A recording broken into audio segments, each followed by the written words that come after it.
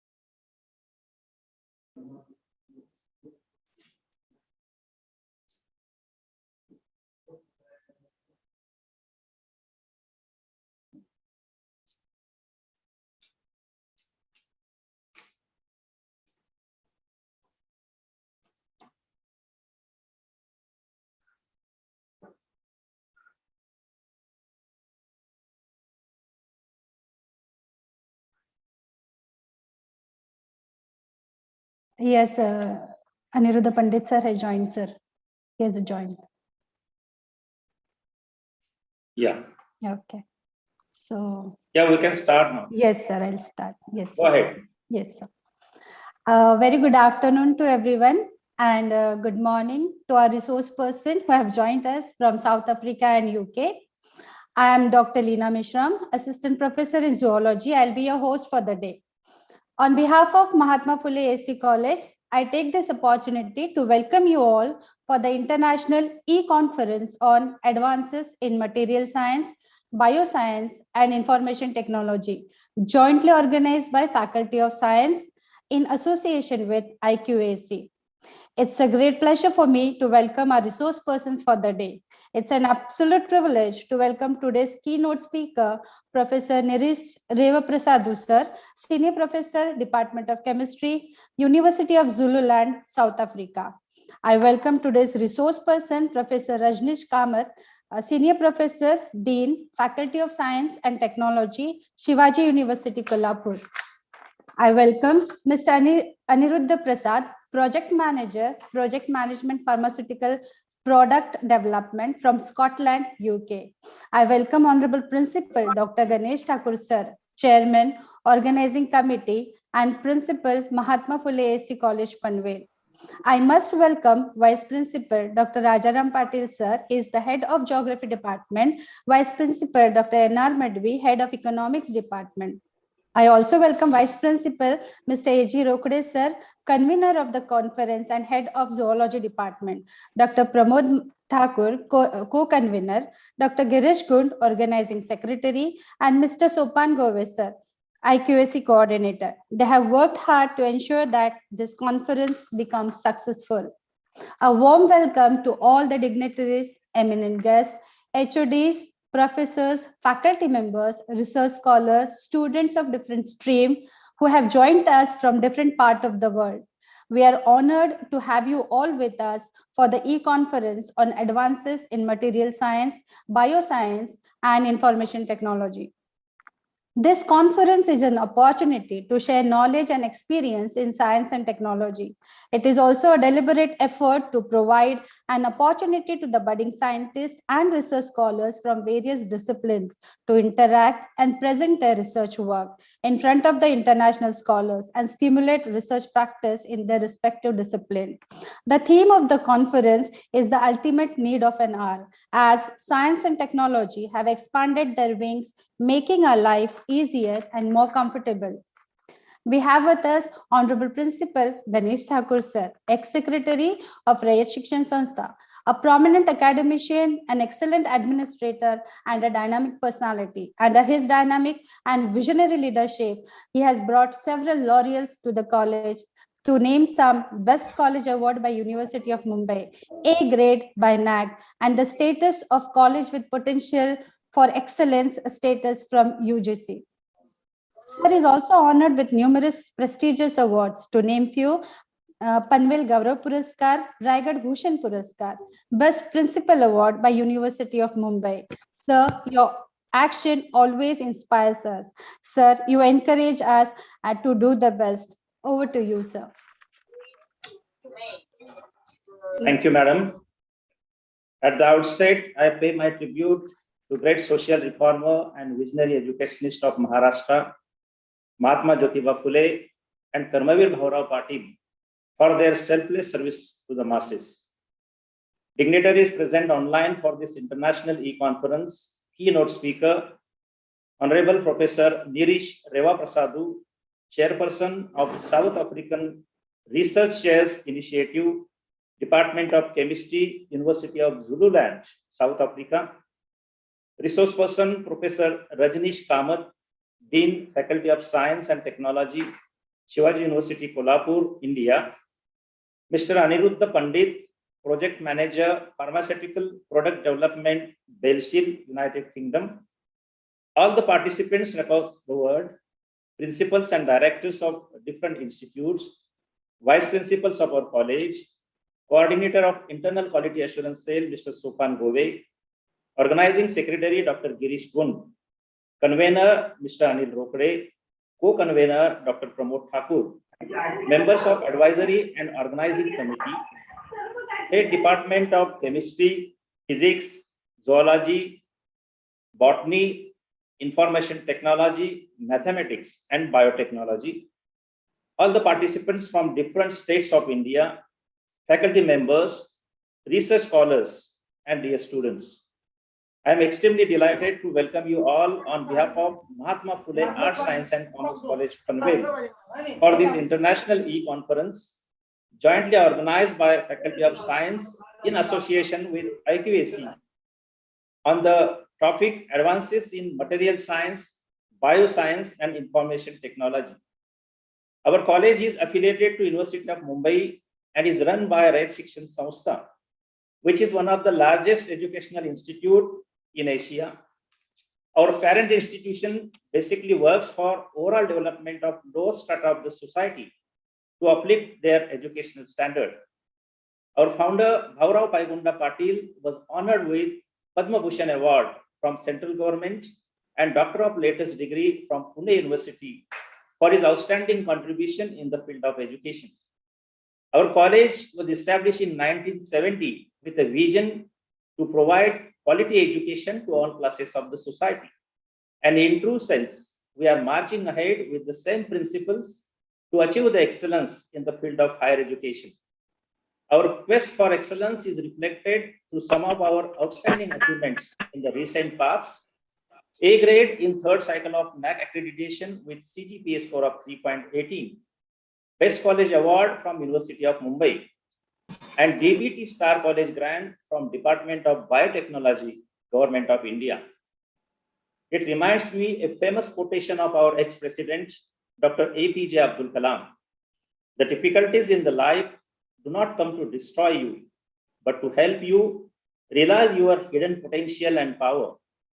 We work on the same line to utilize COVID-19 pandemic for the organization of academic activities. We successfully organized 15 international and national webinars in the previous academic year. Today's international e-conference is the 9th online conference of this academic year. Dear friends, material science is the branch devoted to the discovery and development of new materials. It's an outgrowth of both physics and chemistry, using the periodic table as its grocery store and the laws of physics as its cookbook.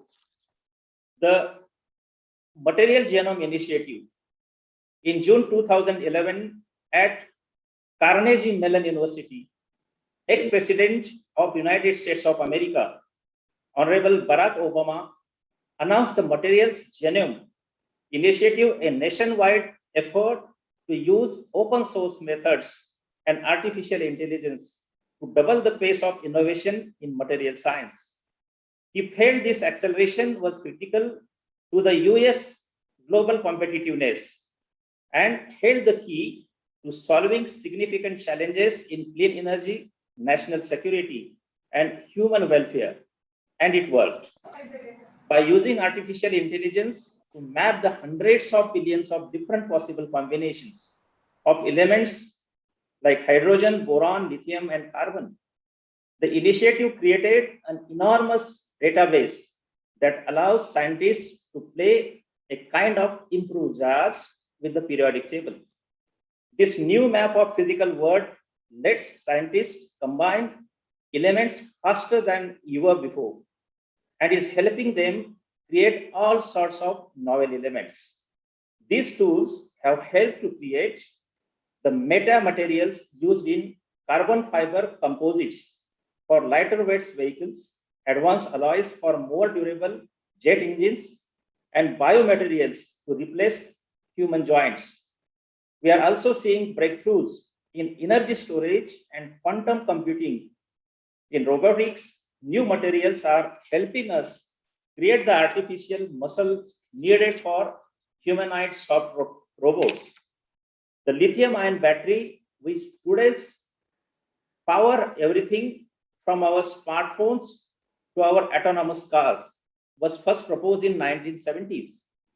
It could make it to the market until the 1990s and didn't begin to reach maturity until the past few years. But producing enough of them to meet demand has been an ongoing problem. Tesla has stepped up to the challenge. One of the company's gigafactories in Nevada churns out 20 gigawatts of energy storage per year, marking the first time we have seen lithium-ion batteries produced at such large scales.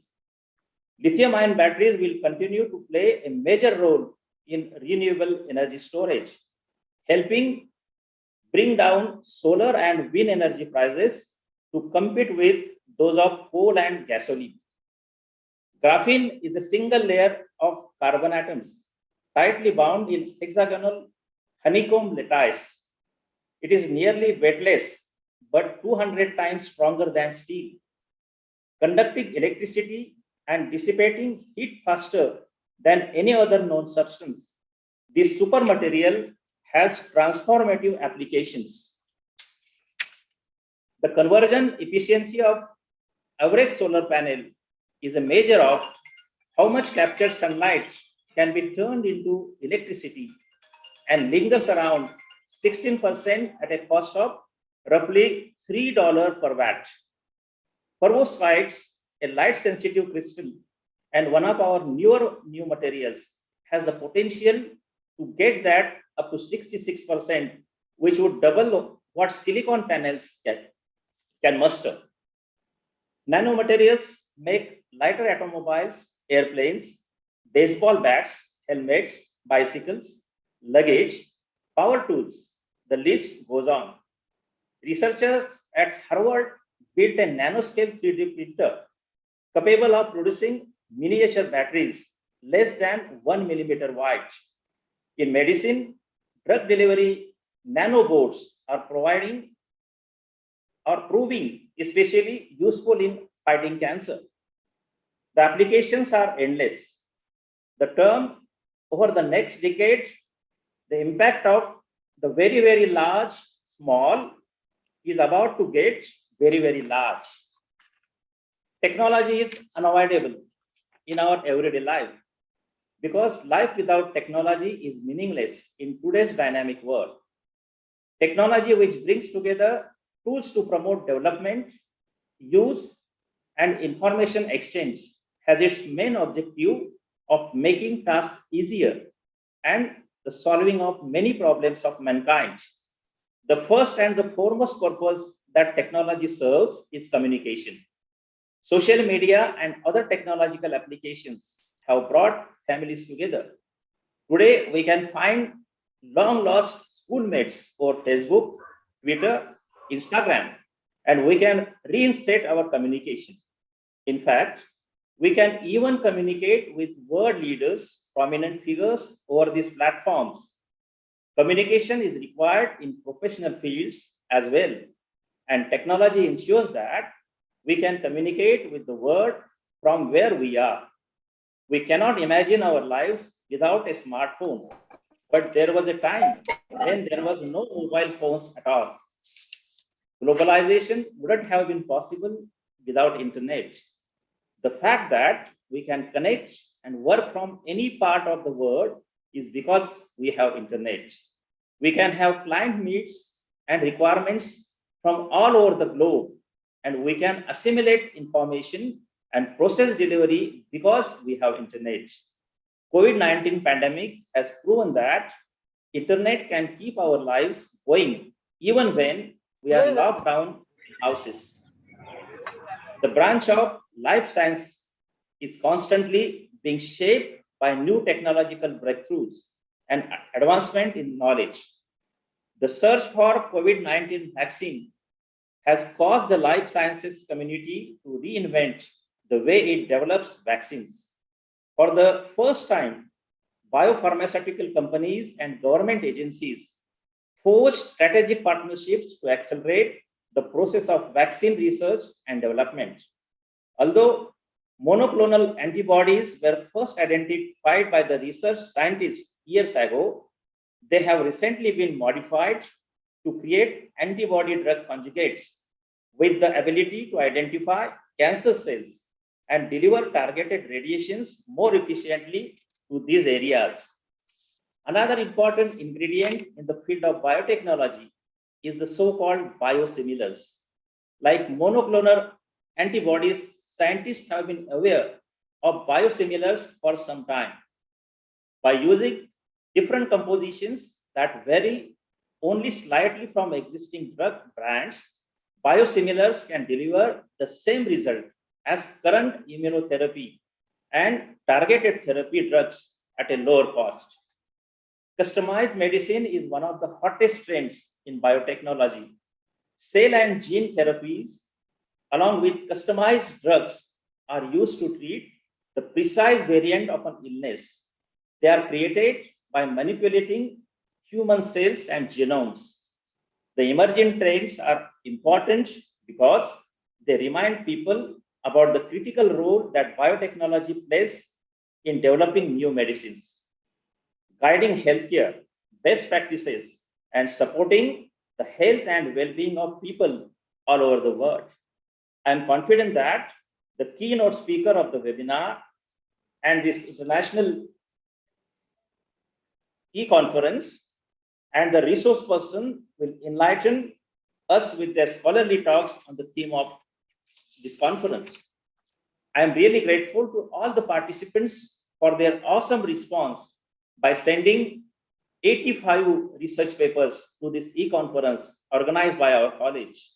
Before I conclude, once again, I welcome you all for this international e-conference. Thank you very much. Thank you, sir. Thank you for such a warm welcome and the brief introduction of the theme of the webinar. Now I request Professor Anil Palve, sir, from Department of Chemistry to introduce our keynote speaker. Dr. Anil Palve, sir, has completed his postdoctoral research from United States. He is also a recipient of the most prestigious award, Tata Scholar Award, and 2 of his patent has been granted by IPR India. I request Anil Palve, sir, to introduce our keynote speaker, Honorable Professor Girish Revaprasadu, sir. Over to you, sir. Thank you, Dr. Leena Mishra. Am I audible, Dr. Girish? Yes, sir, you are audible. Thank you. It's my great pleasure to introduce Professor Girish Revaprasadu. Professor Girish Revaprasadu is the Professor of Inorganic Chemistry and South African Research Chair Initiative Chair in Nanotechnology at the University of Zululand. He obtained his BSc honors from the University of Natal, South Africa in 1994 and PhD from Imperial College London, UK in 2000. He has published 250 research articles and 30 book chapters. He has given more than 80 lectures at national and international conferences. The research focus of the chair is on developing routes of the delivery of high quality materials.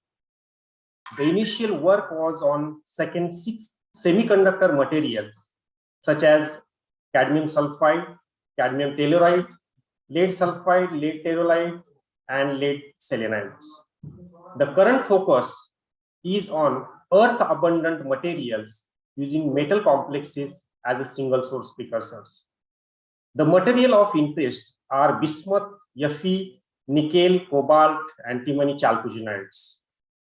AACVD, that is aerosol assisted chemical vapor deposition, and hot injection route are used to prepare the binary and ternary materials. Work on metal chalcogenide binary, ternary, two-dimensional, and carbon nitride metal chalcogenides composite system for application in energy generation and storage is also an area of interest. In particular, the materials are studied for their efficiency in the hydrogen evolution reaction, oxygen evolution reaction, and supercapacitance. Now, I invite Professor Girish Prasad for his keynote address. Over to Professor Girish Prasad.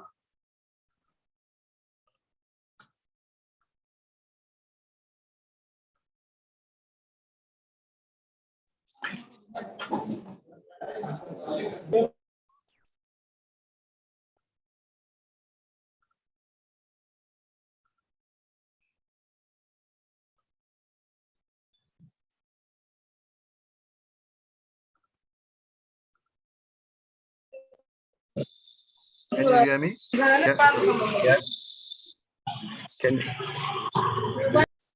Can you hear me?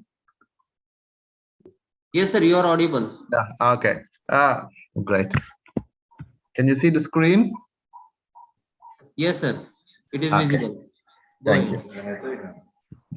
Okay, it is a great pleasure to be part of this meeting, and I must thank the organizers, in particular, Professor Anil Parve for the invitation. And it is an honor to be part of the meeting and to share the work that we are doing in my research group at the University of Zululand. So the title of my talk is Functional Nanomaterials from Precursors, a step-by-step approach to synthesis, characterization, and energy applications. Now, I will give you an overview of the big field, and then I will focus for students mainly some of the practical steps involved in making precursors and doing chemistry, which will then take you to solving bigger problems in the world. Okay. Now, I like to start off with this slide because it makes you think about something, and many of us, including Professor Anil, who's working in the field, can identify with this. Now, there are two types of research proposals when you want to do research. One is that you can do exploratory research. In other words, you start with an area and then you keep exploring without really thinking much about what you're doing in your next step. And that was a type of research that we did for a long period of time, where we started with precursors and we just moved on from one to another. We started with one metal, you did another metal, and so forth. One ligand, the next ligand.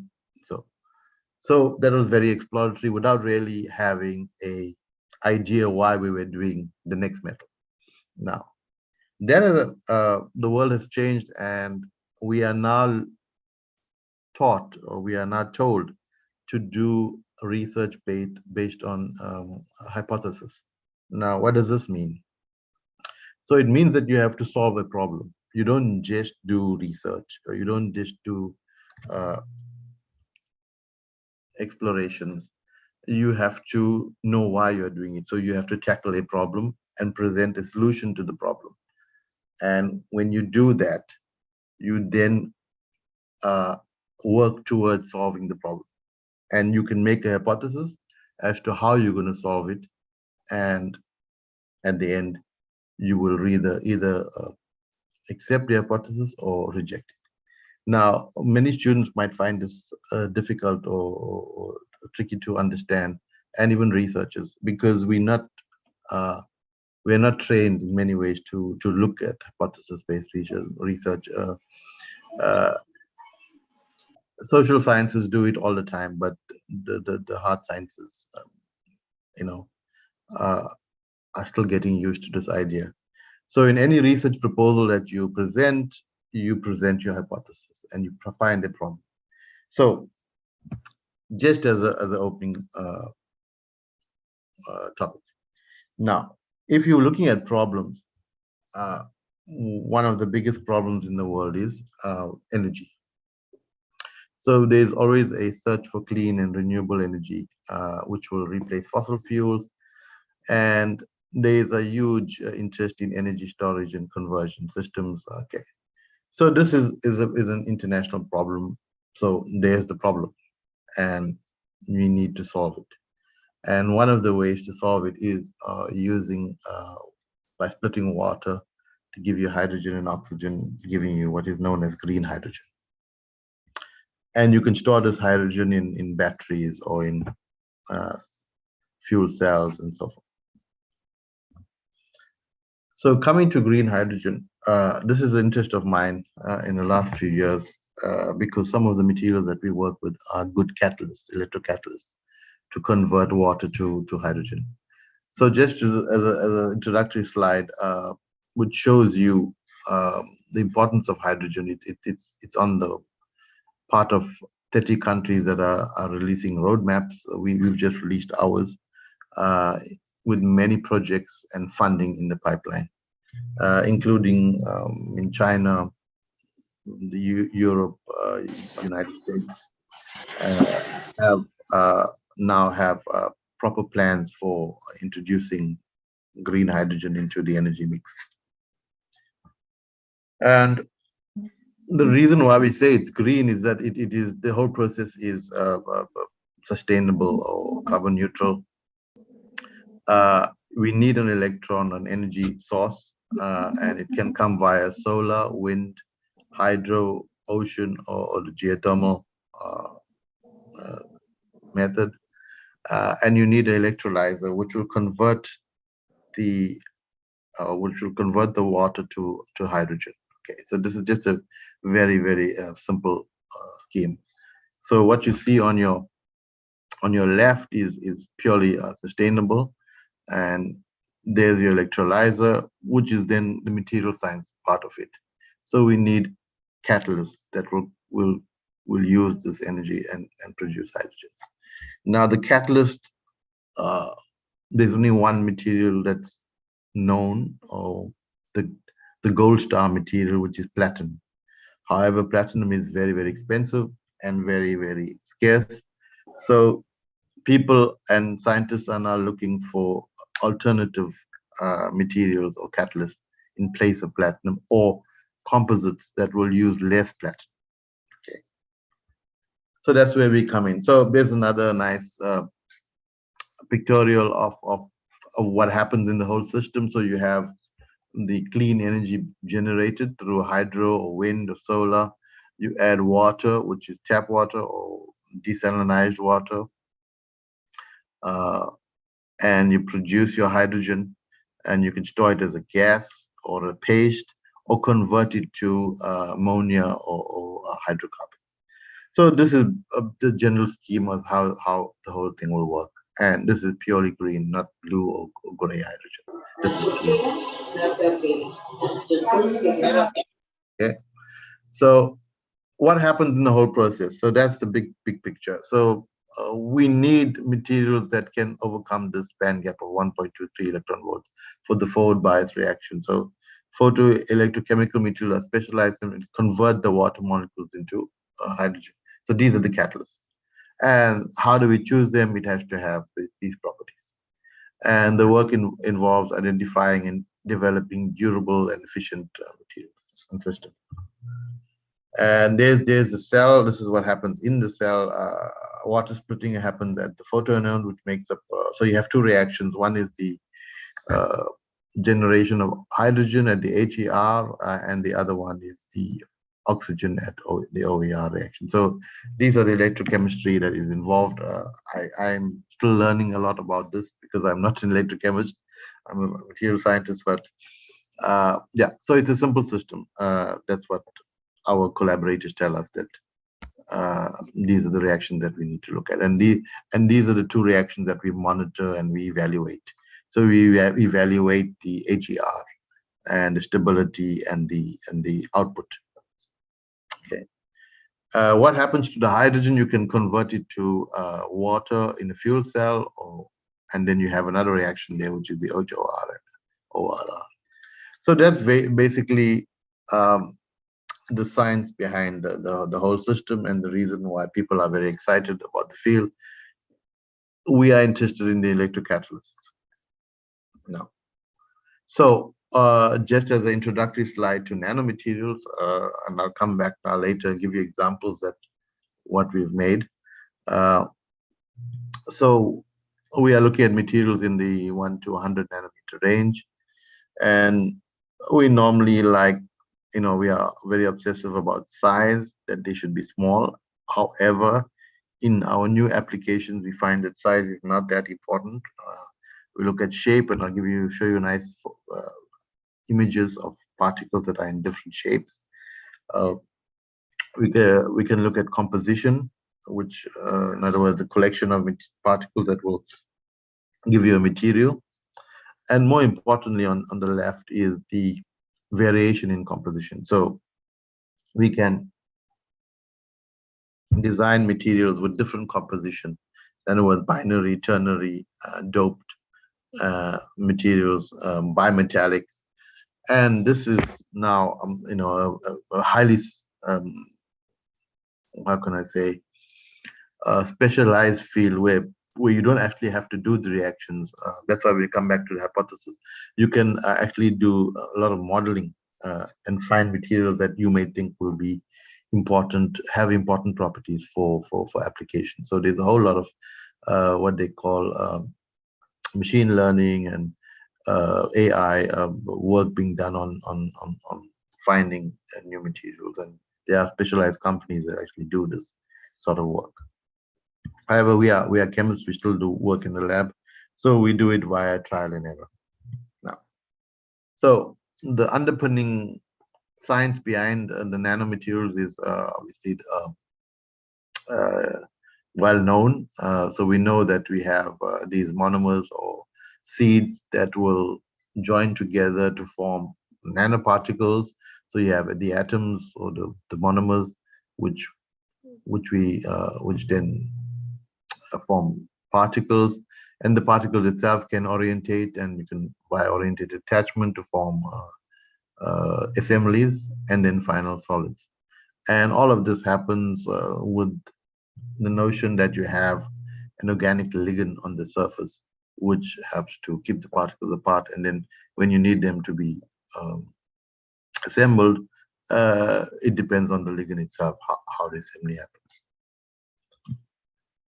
Example, always good to give you for students a good photo or image of a nanoparticle. This is some of my work, just cadmium selenide surrounded by trioxide oxide.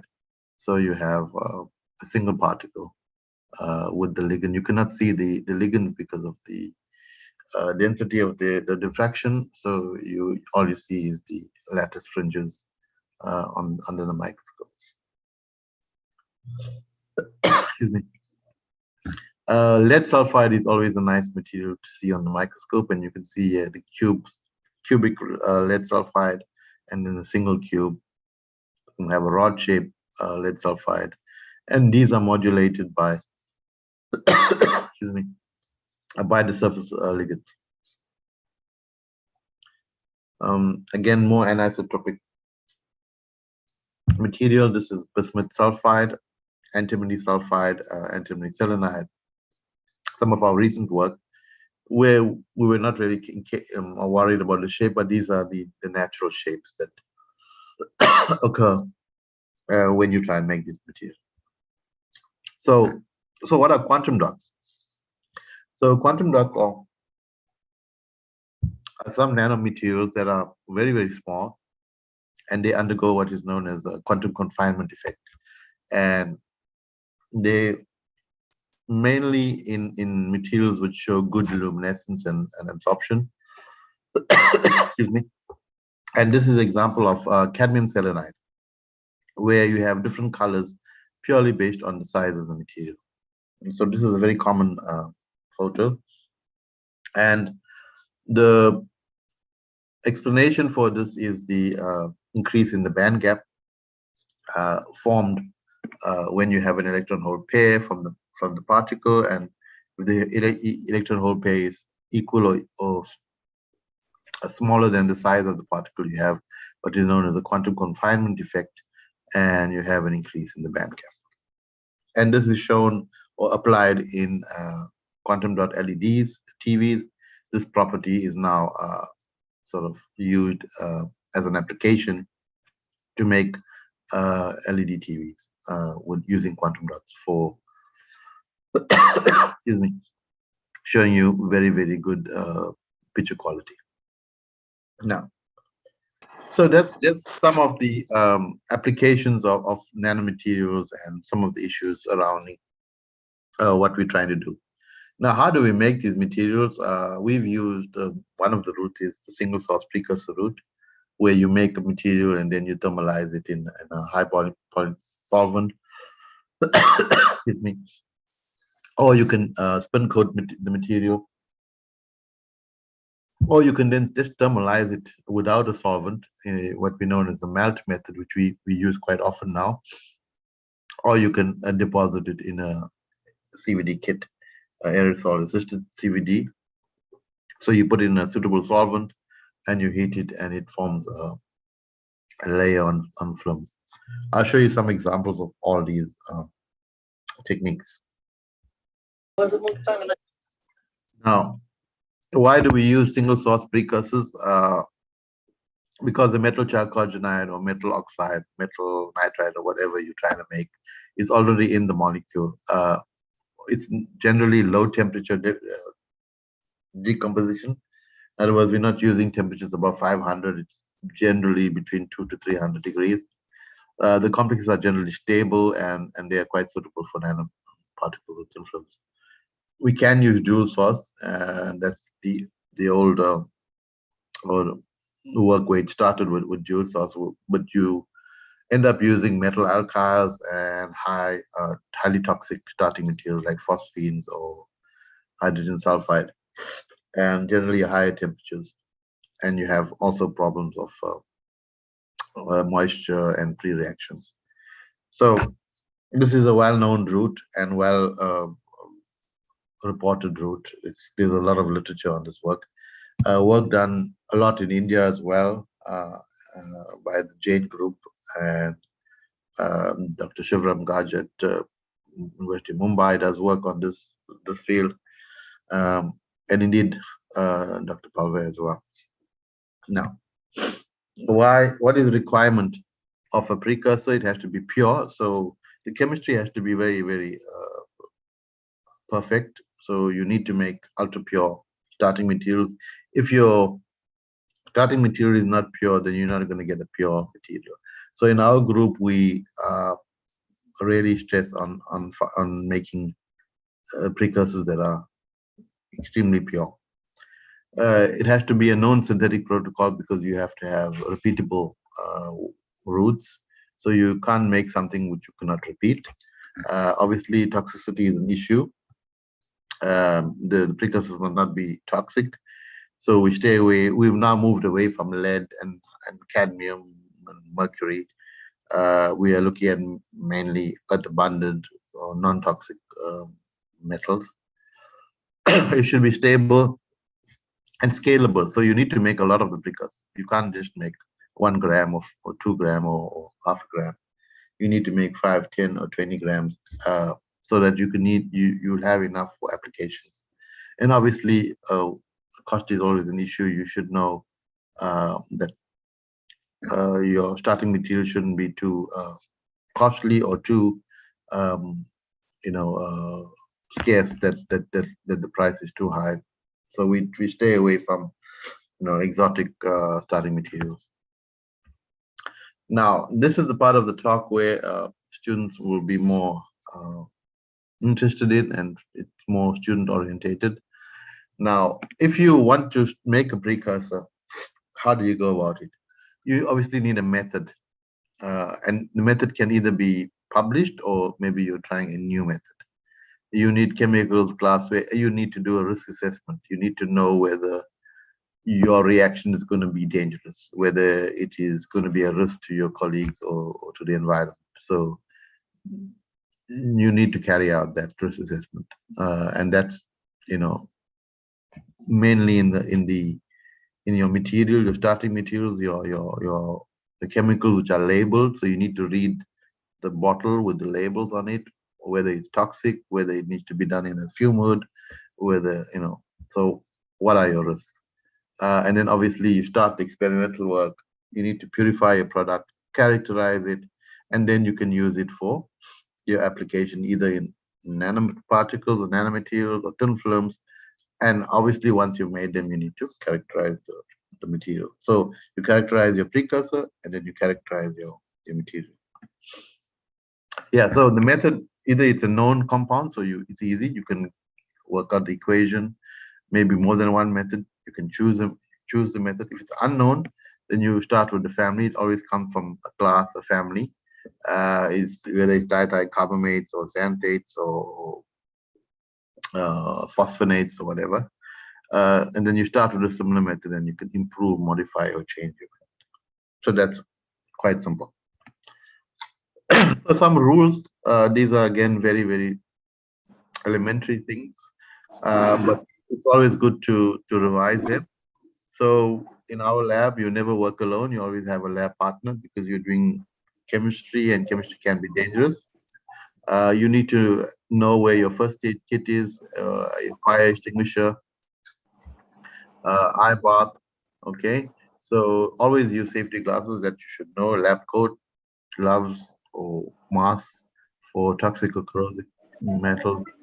Never use dirty glassware. You always clean your glassware in either base or bath.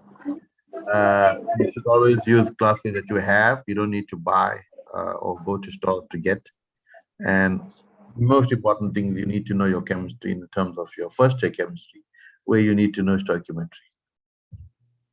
So one of the things that you'll do is to weigh your starting materials, and you need to know which balance to use. So always use the correct balance. So 2 decimal for if you're using a gram scale, 3 or 4 decimal for sub-gram scale.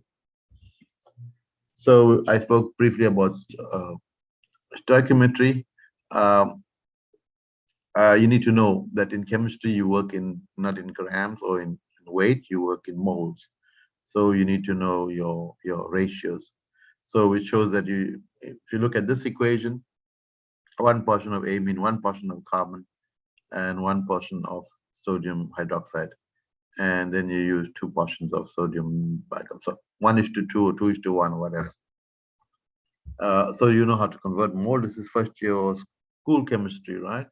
So number of moles is grams of molecular weight, and you convert everything to moles, and then you react. Many students make mistakes with this formula. So always a common mistake is not to add the hydrate and water crystallization. So make sure you include that when you do your molecular weight. So wrong quantities of reactants, okay, 1:2 or 2:1 will give you incorrect results. So adding A to B is like tipping 1 buck, okay. So discard the full trade and keeping it. So many students also make mistakes about full trades and product or precipitates. It's important to know which is which and which is important. Not understanding the reaction and starting blindly mixing chemical. Does it need dry conditions? Why is it moisture or oxygen sensitive? So yes, so please, when students do the reaction, you need to be aware of these issues. Okay, not planning ahead, so you use glassware or equipment to quite read. Okay, so piece of is missing, so you need to have all your glassware in one spot. Don't start something and then you realize you need ice, and then there's no ice, and then you have to go to ice machine. So make sure you read your protocol well before you start your work. Okay, using shortcut tipping is the way and drop by there. Many students try and rush reactions. Many of our reactions require slow addition, which is drop-wise addition. So you don't just tip it. Some chemicals are hygroscopic. Proper care is required to open bottle. Okay, so you need to know again your what you're working with, and not understanding the difference between heating, refluxing, and so on. Okay, so the last point is quite simple. You need to always work in neat and tidy, and should be labeled and organized. Don't use the gloves when they are not required to be used. Yeah, many people use gloves for no reason. Also, don't use the wrong size of glassware. If you're doing a reaction for 1 or 2 grams, use a 250 ml flask, not 500. Getting too small quantity or not enough, so proper character. You need to start with enough to give you enough so that you can characterize it. Many students are guilty of this, where you start your reaction and then you leave your work and you go away and you ask your friends to look after the reaction. So make sure you're always at your desk doing your work, and you need to monitor the reaction and record observations. Okay, so not understand difference between heating and that I've spoken about. Using wet solvents for moisture sensitive, so you need to dry your solvent. So you distill your solvent, you store it under nitrogen, and then you need to also always calculate the yield of the product. Okay, and these should be kept in a lab book. So there's some of the what you would need if you using liquid nitrogen, where you trapping or you doing the reaction. So you have to be careful with liquid nitrogen and make sure it's always available if you need it. Or dry ice acetone mixture is just as good. Okay. So heating, we normally don't, in our work, we don't use Bunsen burners anymore, mainly hot plates or heating mantles, silicon oil, oven, and now we're using furnaces. And so this is example of a photo of a tube furnace, which we do the ACVD reaction and the melt method. This is set up for a reflux. Many people forget about the water in and out. So your reaction is in the flask with your cooling on the top. Now, once you get your product as a chemist and as a synthetic chemist working with complexes, you need to crystallize it. So you can obtain the crystal structure if it's unknown. Then you can do solvent extraction, sublimation, distillation, chromatography, etc. So crystallization is a technique we use to purify compounds. So you can mainly insoluble or mostly organic filtration, some unreacted materials. So there are 3 types. So you always have impurities, and these could be unreacted or products resulting from reactions within the complex. It's a process which removes all types of impurities. So you need a very, very pure product, and it involves how do you crystallize. So this is an art in itself. So you select a suitable solvent, high dissolving power at high temperature and a low dissolving at low temperature. High or negligible dissolving power for the impurities, so that they can either be filtered or remain, and a solvent with low boiling point for easy drying. So no single solvent is proved to be useful. Then you can use a mixed solvent. So it's mainly trial and error. You try various solvents for dissolving your material, and then you then crystallize them. So the solvents must be miscible at all temperatures, and the solute must be insoluble in one of the solvents. Okay, the solute must be soluble in another solvent. So these are if you are using the mixed solvent. So you crystallize the crude product and you dry it. Okay. Yeah. So these are some of the tricks of crystallization. You can use activated charcoal, which has a polishing effect. You can heat the solution you're boiling, then you filter off to remove the insoluble, including the charcoal, and you leave it at room temperature in the fridge to produce the crystals. Okay. Then you collect the crystals by filtration. So you collect your crystals in the filter paper. And then once it's in the filter paper, you need to dry it. So you can dry it on the top of an oven or in a desiccator or vacuum flask where you can vac on it. So you apply the vacuum and you can trap the solvent in liquid nitrogen on the shangri. Okay. So once you have your product, you can then determine the melting point, either microanalysis, CHN analysis we normally do, infrared, NMR, mass spec, X-ray, or thermal TGA. So these are the basic techniques that you will use to identify your starting material, which is your precursor. So most of you have seen a melting point apparatus. So you need to take at least 3 readings. You need to observe carefully and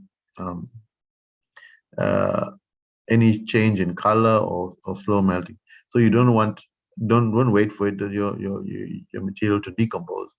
You can just wait for him to sublime on heating. Okay. Microelemental analysis. So you need to know what you have in your product. So the percentage of elements in what ratios. Okay. Infrared. You run an infrared to determine the functional groups that you should know that are present. So it confirms what you have. Okay. So there's a typical spectrum of infrared.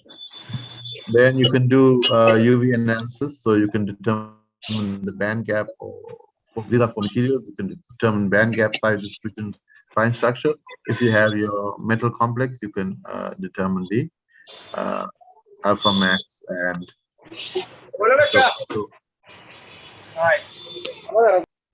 so these are the typical UV data that you can get from your analysis. The bottom ones are for your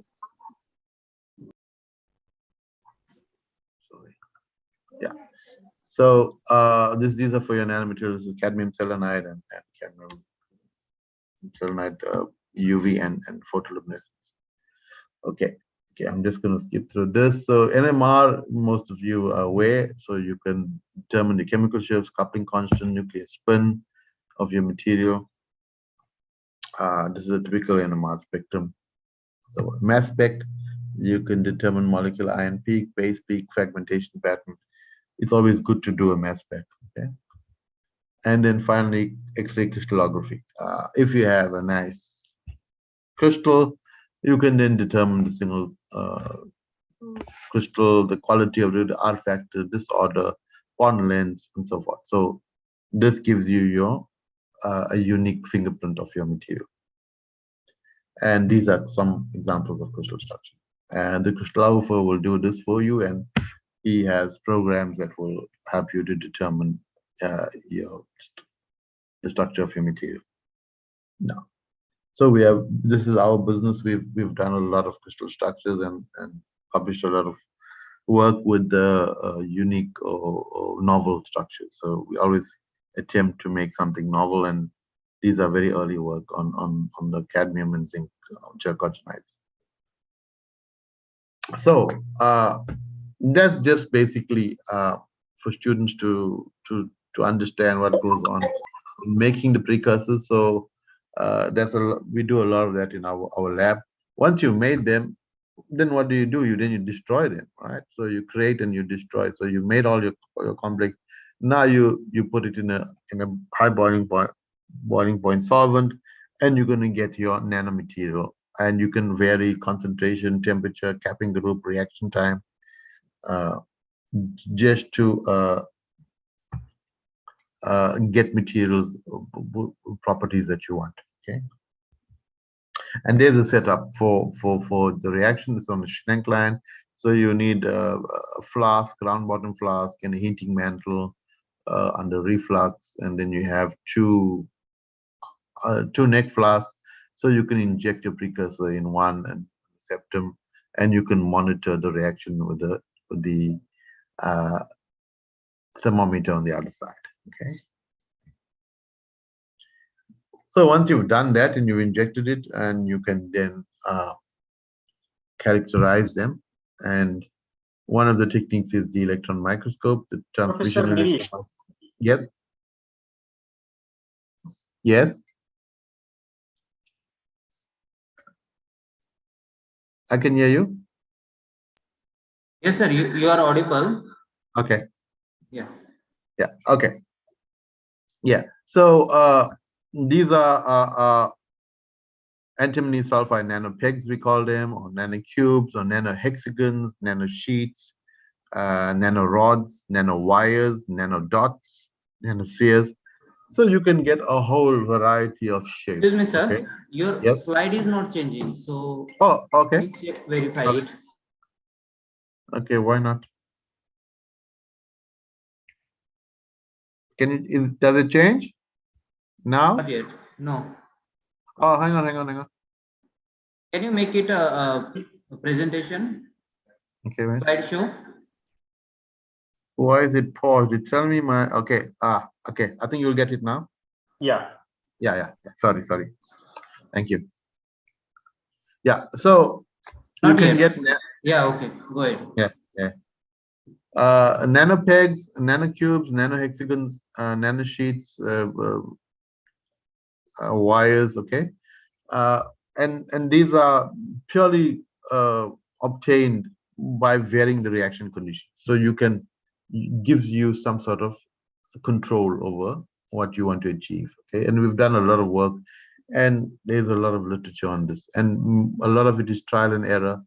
But we've now come to sort of this is what I spoke about at the beginning, exploratory research, where you do many reactions, and we've done many to get what we want to achieve. Okay, and typically students make 20, 30 samples, and we do spend weeks doing electron microscopy work at a high cost. Okay, but purely because we want to explore and want to vary conditions to see how we can obtain different shapes and so forth. Did we ever use the materials in applications? Not at the beginning. Okay, so these were work papers and publications that didn't include applications, and we didn't really understand how the shape will influence the performance of the material, the functionality of the material. And so it was good work and a good time to publish work like this, where journals would accept them purely because of how the materials looked. However, the world and the field has changed so much in that people really don't care about the shape and size and how it looks anymore. It's mainly about the functionality, and that's where hypothesis-based research is required. You need to know what are you trying to achieve in doing the reaction.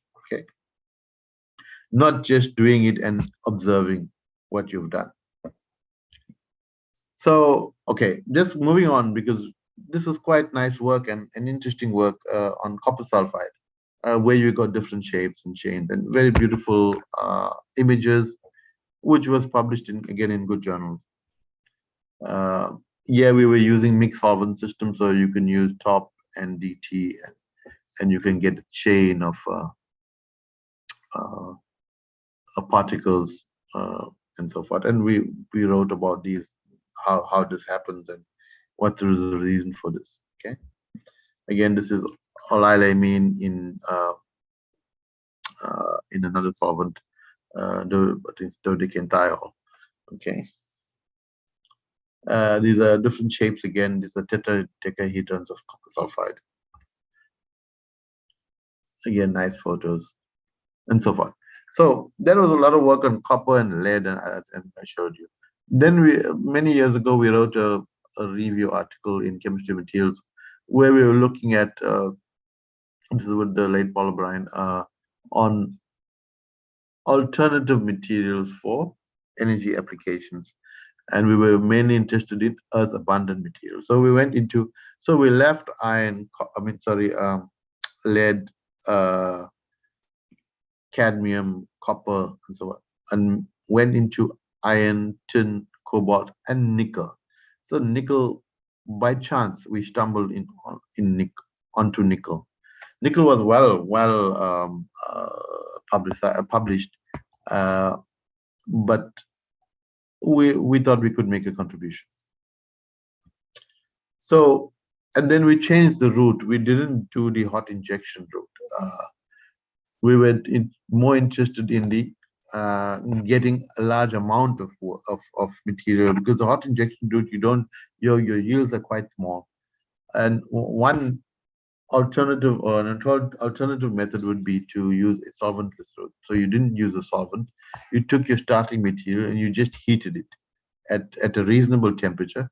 And the temperature that and the material that we chose, the class of material was the xanthates. So the xanthates were not did not decompose at high temperatures, at very, very moderate temperatures. Okay. And so that's why we didn't use the diethyl carbamates, which we used for most of our career. So we use the xanthate-based complexes because of it's a lower temperature and it's a known mechanism, which is the Chugaev elimination, right? So it's quite easy to make xanthate. It's easy as making diethyl carbamates, and so this is well documented. It's made very, very easily in the lab.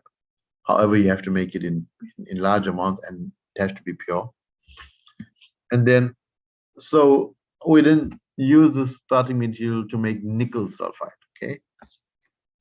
So now this is where again the hypothesis-based method approach we used. Remember, I showed you nice, beautiful photos, and we did a lot of reactions. Now we just chose about 5 reactions. So even a whole chapter in a thesis done only with 5 reactions. Okay, so it was unheard of in our group, because students were doing 20, 30 reactions, and we said no, you have to form a hypothesis and then see whether it is true or not. Okay, so this hypothesis, or what we were trying to prove here, was the long chain, or the chain of the alkyl group, whether it affected the performance of the nickel sulfide and the phase. So we used ethyl xanthate and octyl. So ethyl, short chain, and octyl long chain. So same complex, but 2 different organic chain lengths. Okay, we made the 2 complex, so it's complex 1 and 2. And what we did was we were trying 2 different temperatures, a range of temperature, 200 to 400. So how many reactions? Not many, right? So this is the data. So you can see that there is a temperature dependency. In other words, as we go from 200 to 400, the phase changes. You get an alpha nickel sulfide and beta nickel. So at 200, you're getting alpha, and at 400, you're getting beta. Okay, so that's one of our outcomes, right, from our hypothesis. Does temperature affect phase? Yes. Okay, so our hypothesis was temperature affects the phase. We tested it. Yes, it does. Okay, and then we've got the data to prove it. This is for complex 1. We did the same set of reactions. So if you look here, we did 1, 2, 3, 4 reactions, and here we did 3 reactions. Okay, at 3 temperatures. So 250, 300, 400, and this is for complex 2, which is the long chain. And this is nickel sulfide, giving you the exact. So here we find that there is no change. Okay, so for complex 2, the temperature didn't influence the phase. Okay, so we then did the normal characterization, and then here you see the TEMs are not very nice or not beautiful as the ones that I've shown you, because we're not using a capping group. There is no external organic capping group, right? So you find that the materials are clumped and are quite, stacked up, or not very, very well dispersed. They coalesce. Okay. There again, and this is nickel sulfide. So again, not very, very good looking, but we were not interested in the looks. Okay, so these were from complex 2 at the 3 temperatures, right? So next set of reactions. Now, so the next part of our study was, how does that phase influence the performance? So what did we find? So here you see NISO and NIS1, NISE1, SE2, SE3 are the short chain, okay, and NISO at the temperature is the long chain. So we did measurements on 4. And remember, NISA1 is alpha nickel, Ni2, temperature 2 is a mixture of alpha and beta, and then NISA3 is beta. So there are 3 different phases, or 2 phases and 1 mixed phase. And then the final one is the long chain. Okay. So what did we find? For the storage, the specific capacitance, we found that they had good performance. Okay, 1287 and 1085. So for the alpha and beta, so both were reasonably high. We did the water splitting reaction for them, and we found here that the best results were for the NISE3, which was the beta phase NISE. Okay, and NISO was 380 millivolts required for 10 milliamps per centimeter squared, whereas NISE3 only required 139. So OHEI we observed to be much higher for the Muller-Wright phase compared to the hexagonal. Okay, both samples were quite good. Okay, so that paper was published a few years ago in a good journal. Just done on 7 reactions, and we did the application for water splitting, just to see the effect of temperature on the performance and the Akka chain. Okay. The melt method is, as I've explained, it's quite well publicized now, and there we came up with the paper in about 2018, where we did a lot of ternary material. So here you see silver bismuth sulfide, copper indium sulfide, copper gallium, copper iron, copper antimony, silver indium. So you can make a lot of ternaries, and these were all minerals that we were looking at, natural minerals. And this paper only had, many will know that in order to get a good publication, you need many techniques. But in this paper, we only did 2 techniques: the X-ray diffraction and the elemental analysis. So you don't need many if you have a good story. So there again, elemental analysis is very important for ternaries. You need to know what is there. So you need an electron microscope that can do elemental TEM, right? So this is silver bismuth sulfide, copper indium sulfide, silver indium sulfide. These are the chalcopyrite type materials, right? Well publicized, but made by the new method. This is silver indium sulfide melt. Again, you will see that a lot of coalescence and not well dispersed, but we were not looking for that. We were looking for more crystalline materials, and that's shown here in the HR10. This is again silver indium sulfide via the melt, and silver bismuth sulfide. So this paper came out a few years later as well, where we showed you could get good quality and very pure, phase pure silver bismuth sulfide. And these are some of the elemental TEM. And then again, we did measure the supercapacitance properties. Another interest is the thiospinels. Again, these are nickel cobalt sulfide, copper cobalt, or copper cobalt chromium sulfide. And we've done a lot of work on this. So there's some nice papers. And in this particular case, I think I have it here. So for the nickel cobalt system, nickel cobalt sulfide, we were looking, again, our hypothesis here was to see whether the ratio of nickel to cobalt, how did it affect the performance?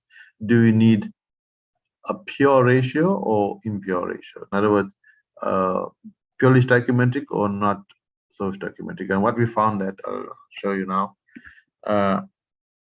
is that nickel rich the ternary nickel cobalt sulfide, the nickel rich phase gave you better electrocatalytical performance, right? So wherever you added extra nickel, so it didn't have to be 1:1, it has to be excess nickel to cobalt, giving you better performance. Okay. So we called it, we labeled it off stoichiometry. So it was off stoichiometry, not exact stoichiometry. Okay. So again, very good electrocatalytic performance and OER and HER as well. We moved away in the last few years, or year or two ago, away from the sulfur, or not way, but we're now going into nickel phosphides. So nickel phosphides also have different compositions. You have NiP, NiP2, Ni2P. So you have a whole box of tricks that you could perform on a nickel phosphide and see which phase gives you better performance. Okay. And how do you make nickel phosphides? You can make precursors as starting materials, which is the dithiophosphonates, right? Which are well reported. Okay, it's in the literature.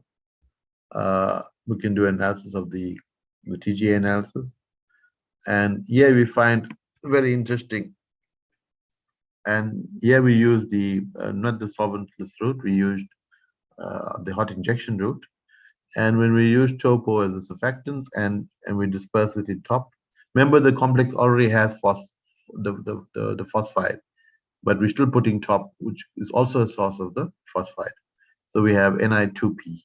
When we didn't use the phosphide, we used octadecylamine, we formed the nickel sulfide. Okay, so the phosphide is not coming from the precursor, it's coming from the top. When we use HDA on top, we got Ni5P4 and so forth. And then you see, again, whenever we use top, we're getting the phosphide. So top is the not culprit, but it's the main source of the phosphide. Okay, although our starting material had the phosphide. Okay, so that was quite interesting. So when we've done X-ray diffraction, then you can see different purity. It's important to get phase pure materials. Don't try and publish materials that are not phase pure. This is the morphology, again, not very good, but we were more interested in the performance. Okay, so we did supercapacity capacitance applications, and they were quite good. The Ni2P gave you very high supercapacitance, the 1672, which is quite good, and just as good as the ones reported in the literature. Okay, we did the HER reactions and found that it only required 235 and 256 millivolts to reach 15 milliamps per centimeter squared. Okay, so we did a whole lot of material, and I've not spoken about all in this talk. And there you can see a wide range. If you check on Google Scholar, you can Google my name, or on the databases, you can see that we've worked in quite a vast area of material, array of material. Okay.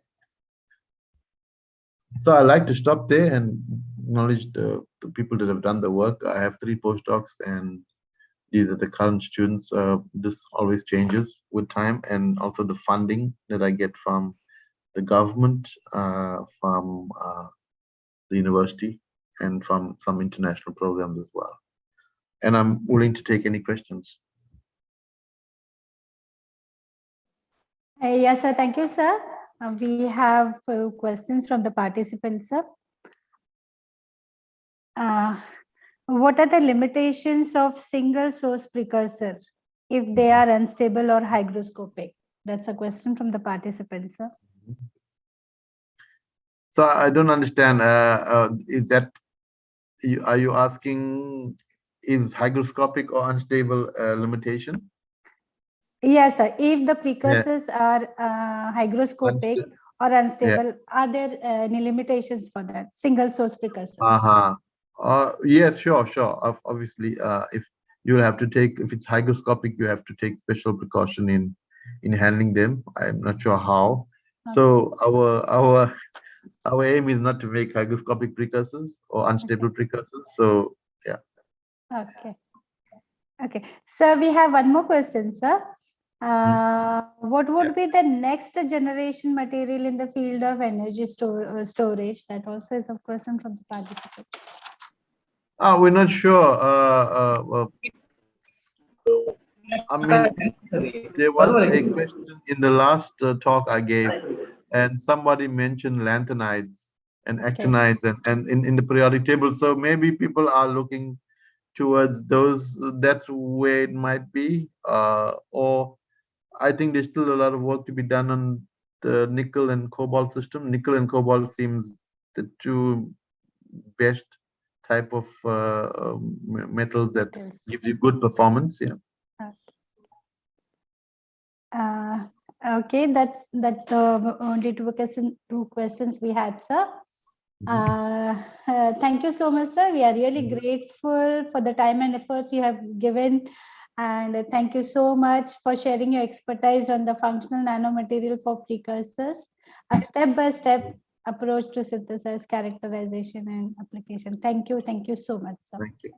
Thank you. We now move to the next session. I request Mrs. Nandini Gaikwad to introduce our next resource person, Honorable Professor Rajneesh Kamath, sir, Dean, Faculty of Science and Technology, University, Shivaji University, Kolhapur. Over to you, Nandini, madam. Thank you so much, ma'am. Good afternoon, one and all. It is my great pleasure to introduce today's resource person of this conference, Professor Rajneesh Kamath, sir. He is a senior professor, Dean Faculty of Science and Technology, Shivaji University, Kolhapur. He has 25 years of teaching experience in higher education. He has nominated as a reviewer in UGC for learning outcome curriculum for the framework. Also worked as a UGC nominated expert for adjudicating autonomy to various institutes in the Andhra Pradesh and the Telangana. He has a great research initiatives. He has published around 12 books and 17 book chapters. Also, he has published 176 research papers in different journals, which are published by IEEE, Elsevier, and the Blackwell Publishing House. He has guided 19 PhD students in electronics and computer science.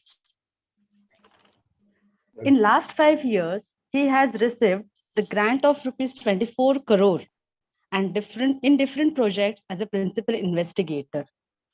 Also, he has received the Young Scientist Award under DST Fast Track Scheme and also received a Best Teacher Award from Shivaji University, Kolhapur.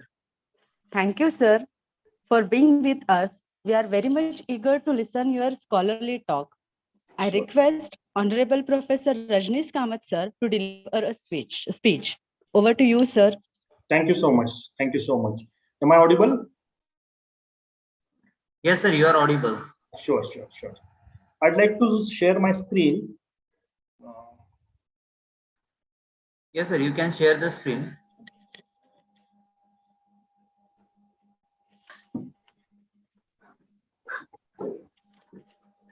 I hope the screen is visible.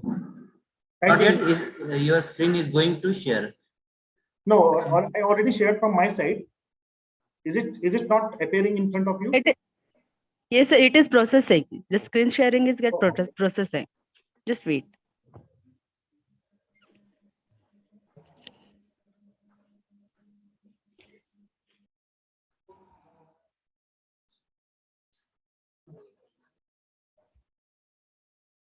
I'll just try the other way.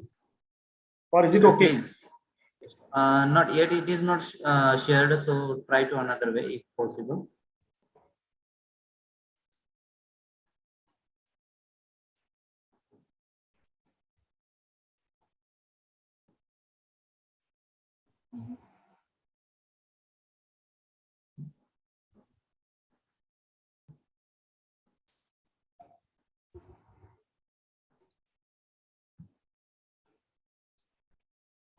Yes, sir. Now it is visible.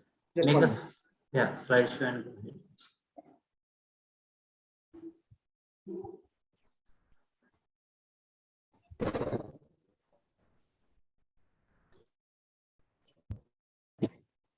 Just 1 minute.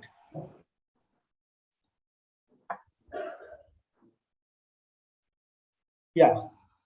I hope you can see the screen.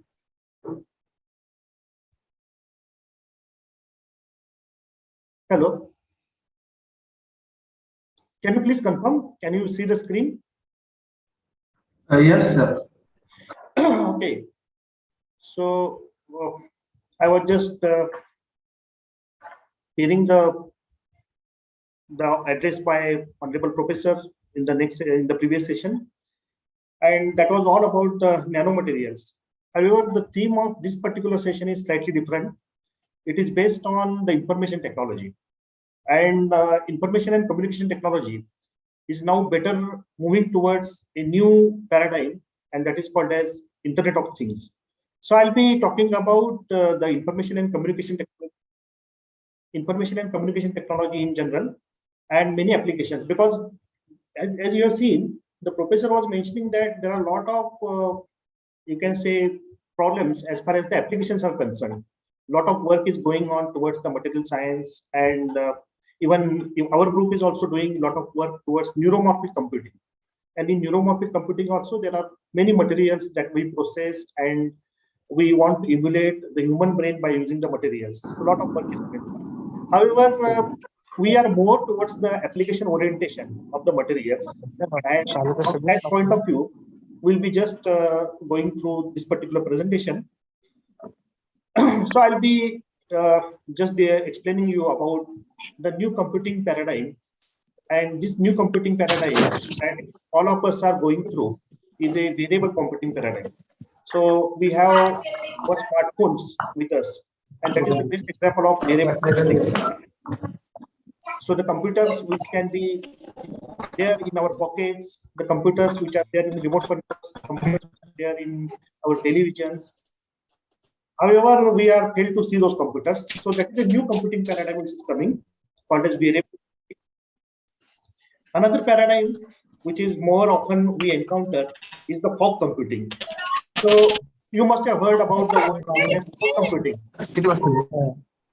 Cloud computing. But now this is all about fog computing. So I'll be explaining this new term and the new technology which is coming up. And this is very close towards the IoT and the number of machines which are getting connected all over the world. So this is a new connection paradigm. And then all this requires the synergy between hardware, software, firmware. So we are moving from computing in time to computing in space.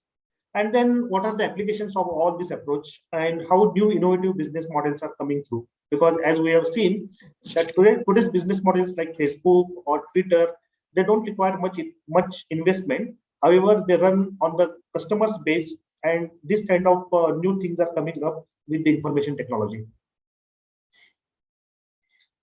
Actually, I'll just go through, while going through this page is intentionally left blank.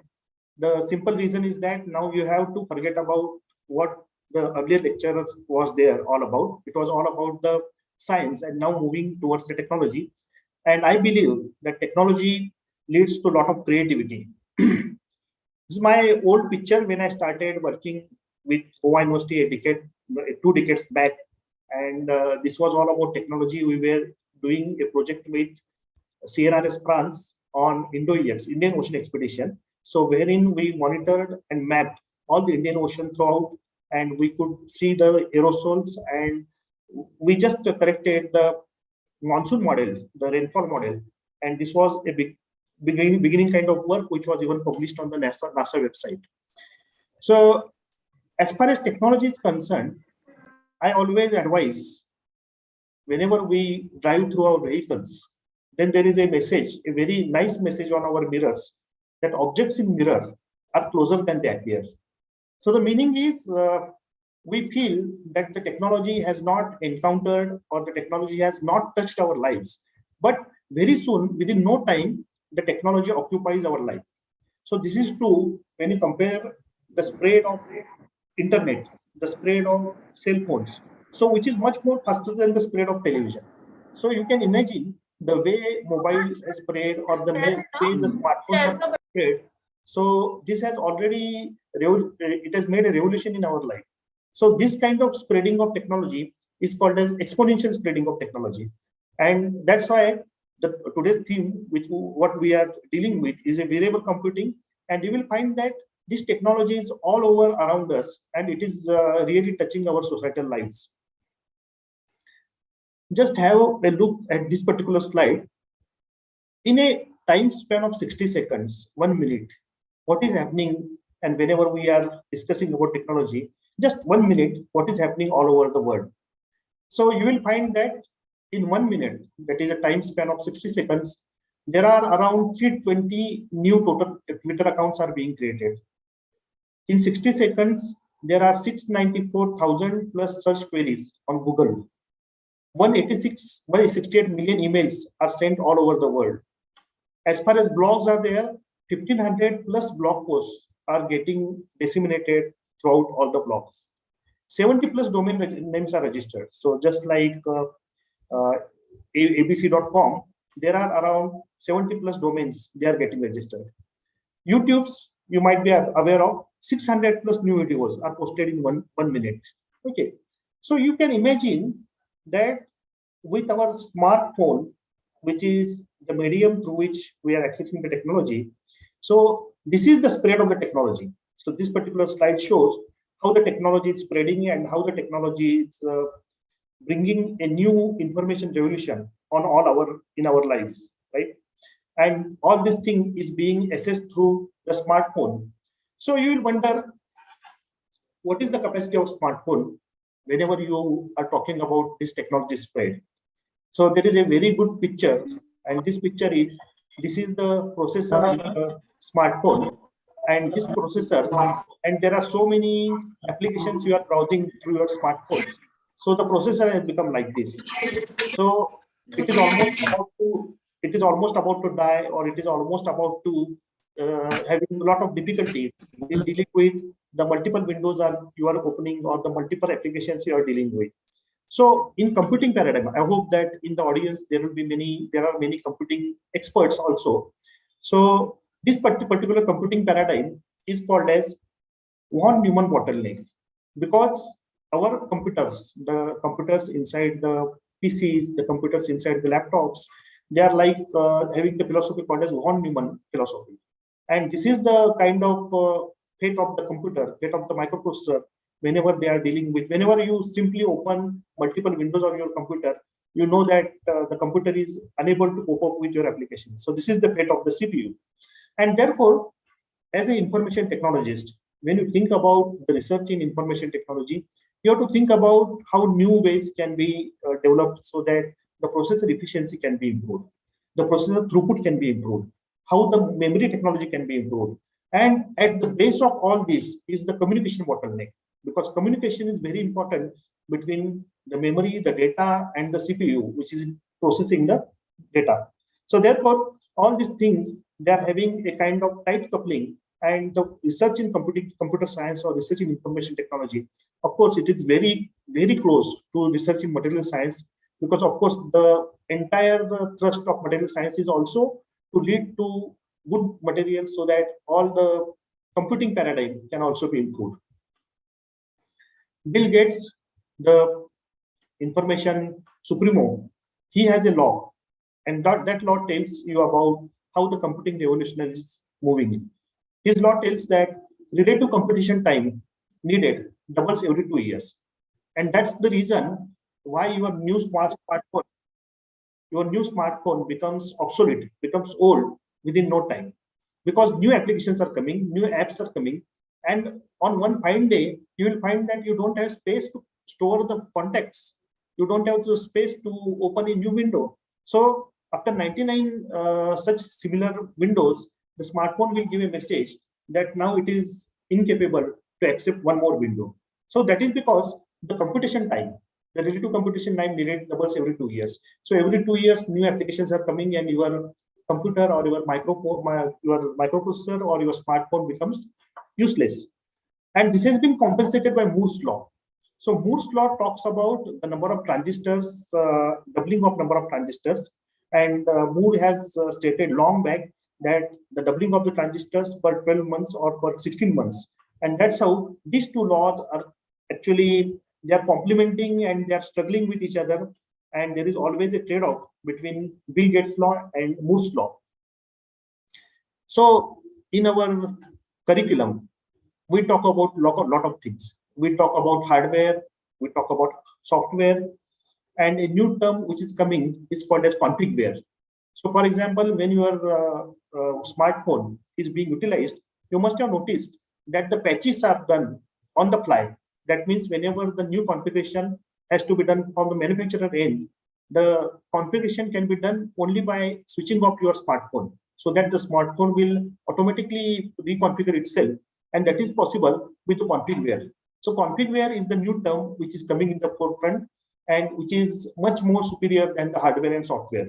And with the cloud connectivity, with the connectivity on the fly, with the 24/7 kind of connectivity, it is possible to not only your smartphones, but your washing machines, and with the new technology, your refrigerators, your televisions, wherever the programming chip is there, it can be programmed with the kind of internet connectivity you have.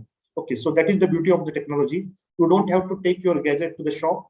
The shop can reach you through the cloud or through the internet connectivity, and it can get into your device and it can just configure the device. It can install the new version of the software. So all this is possible with the technology, and therefore this scene of technology is very, very important. Unfortunately, when it comes to academics, just the previous talk, it was all about materials, wherein there is a lot of synergy between physics, chemistry, material science. In information technology also, we expect a lot of synergy between the hardware, software, and configware. But unfortunately, this is not happening today, because today we even talk about all these disciplines in silos. We talk about electronics engineering in a separate manner, in isolation. We talk about programming in isolation. We talk about configure in isolation. So what's happening is we are just training our manpower in one particular domain. We are training our manpower just in software. And therefore, there are many hubs which are coming up in Korea, Taiwan. And one fine day, when a particular chip is not there, all your vehicles, you are getting a lot of time, even though you book your vehicle, because a particular chip is not there, GPS chip is not there. And that's the reason I would say that India missed the bus in hardware. And therefore, there is a need to come together. There is a need to do interdisciplinary research. There is a need to look at the things from the multidisciplinary perspective, from the market perspective. And that's what the information technologists are doing nowadays. Here is a beautiful picture. Whenever we talk about silos, whenever we talk about the things in isolation, the typical electronics engineer and typical computer science engineer. So you cannot teach hardware to a programmer, because programming is a cup of tea for everyone. Everyone can come and program. However, the hardware guy can do the programming in a very, very efficient manner. So therefore, I am again just emphasizing my point that whenever it comes to training, the training has to be in an interdisciplinary manner. And in just next few slides, I'll be just showing you what kind of things are coming up and why this kind of connectivity between the hardware and software is required. So nowadays, Even our group is working on a new technology called as neuromorphic computing. In neuromorphic computing, there is a migration of programming to the structural domain. What we have seen now, that your smartphone or your laptop or your computer is getting a lot of burden due to softwares, due to a lot of applications. So now there is this new technology which comes at the abstraction using new machine paradigm. And this new machine paradigm is all about structural programming of the computers. So through this structural programming, it is possible to program the computers with small microchips, with small microcontrollers, with small embedded devices. And then it is possible to achieve the kind of throughput that is required in the market. Now, why this kind of throughput is required? Let's see a few examples. So in the picture, you can see a developer called as Steve Mann. This Steve Mann is the person who is behind the wearable computers. Now, what is a wearable computer? You can see that in 1980, the wearable computer was looking like this. There was a helmet. On this helmet, there is a camera. You can see the camera. There is a device which is required to focus the camera. There is a device which is required to listen whatever is going on. So this kind of concept was there in 1980. With the progress in the technology, this kind of helmet has reduced to a small device. You can see what has happened in mid-1980s. And then with this, what has happened in early 1990s? Because in early 1990s, there was a conception of microprocessor. There was a conception of miniaturization, so that the things can be made compact. So with this compact, what has happened in mid-1990s, you can see the device has become very, very small. So what used to look like this, a bulky device, now it has reduced to a very small device. And then around late 1990s, you can see that the entire device comes as a goggle. It can be wear on the eye, right? So the entire functionality like the camera, the zooming, the hearing the sound, the other parts like recognition of color, everything comes on the goggle, right? And this goggle, you know that there is a concept of Google goggles, and these goggles, now they are available. So this is the scale of technology. This is the progress of technology which is happening. And to enable this technology, we must have a kind of synergy between hardware, software, and how to make the things smaller, how to make the things miniaturized. And this is possible with the technology, progressive technology. Now, what are the applications? Why we are doing this? So you can see here, sensors are getting smaller. The programmable devices are getting smaller. Even some of the sensors, like diabetic sensors, now they are available as even you can put it on the fingers. And this sensor has a kind of connectivity to the entire processing unit. So you can process the entire diabetic data. You can give alert to the patient when the sugar level is going to be increased. And there are a lot of such things which are possible. So what are the applications? Just now we have seen this kind of device. What is the possible application of this device? So you will just appreciate that this is possible to be used as an augmented memory. Now, what is augmented memory? Augmented memory is a memory which gives some kind of memory aid to the senior citizens. For the senior citizens, there are a lot of problems. Elderly people, there are a lot of problems with poor memory. So this kind of device, when it is there somewhere which is implanted, right? So it will help the senior citizens to remember name and face of the person who is coming in front of them. So these devices, they have a lot of image processing, and with image processing, they will just let the senior citizen know that this person who is coming in front of him or her, he has seen and what are the associated memories with that person, right? So these are the applications of the technology. And it will also help you in a normal way that suppose you parked your car in a big city and you forgot where it has been parked. So the camera on your body will record the parking space, the parking coordinates, and now all this kind of devices, they have GPS connectivity.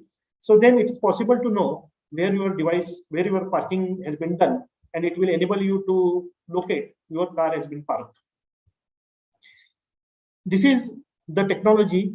Again, it is very much required, or it is a boon for visually disabled people, visually impaired people. So this visually enabled people, So they have very poor vision, or some people even they have night vision. So that night vision is very poor, or some people they have color blindness. So for all of them, these kind of devices, they will help in a great way to enhance the contrast, to adjust the colors, to have the night vision, to have the enlarged view. Okay, for even for defense applications, sometimes you must have the enlarged view. So that enlarged view is also possible with the technology. So these are few applications, few more applications I'll be showing you. So one such application, which is very popular with the technology, is called as safety net, or it is called as creating villages in the city. Just imagine you are in Mumbai, a big city, and in this city, you want to know a person who is in the crowd, who belongs to, or who is from your place, right? So in that case, this kind of variable users, they will be helping in a lot of manner, and they will help you to locate where that person is there from your place. And then you can form a small group, and these small groups can be formed even on the social net, and then you can start having a dialogue with all these people. So this is called a safety net. Secondly, this is also helping you to creating the villages of like-minded people in the city. Sometimes these kind of devices, they also help you to monitor the body parameters of the patient. For example, on the move, you can monitor the heart rate. On the move, you can monitor the perspiration or breath rate. And in this way, whenever some abnormal conditions are there, instead you going to the doctor, if you are in a very crowded place and you are driving a car and you get some symptoms like heart attack, then instead you going to the hospital, an ambulance will come and ambulance will pick you up and it will reach you to the hospital. So these are kind of life-saving applications which are possible by using technologies. So even these applications are being used for defense purpose. There is a concept called as familiar strangers. So these familiar strangers, these are the people that they know each other and they are from common location, but they are ignoring each other in a crowd. So whenever such situations are there, this might cause some kind of security problems, some kind of terrorist kind of things are there. So do you know how the terrorists are going to be detected? Whenever such symptoms are there, then the technology will help, and the technology will, within no time, the background of those people will be brought to the forefront of the security agencies, and then it is possible to know that these two people, they are doing this purposely, and therefore they can be caught by using technology. So this is a concept called as familiar strangers, which is also possible by using technology. So fortunately, with technology, life is good. There are so many gadgets around. There is a washing machine, there is a laptop, there is printer, all these devices are there. However, having these many devices, how to use them, that's a real problem. Whenever you are using washing machine, you don't know whether there is a water in the upper tank or whether there is a water in the sump tank, right? So there has to be some connectivity between all these devices. So the connectivity between the your device and the cell phone will be a kind of boon, so that it will save you a lot of time. It will save you from confusion. It will save you from usage of the devices. So therefore, there is a need to connect all these devices. There is a need so that the devices can be connected to each other.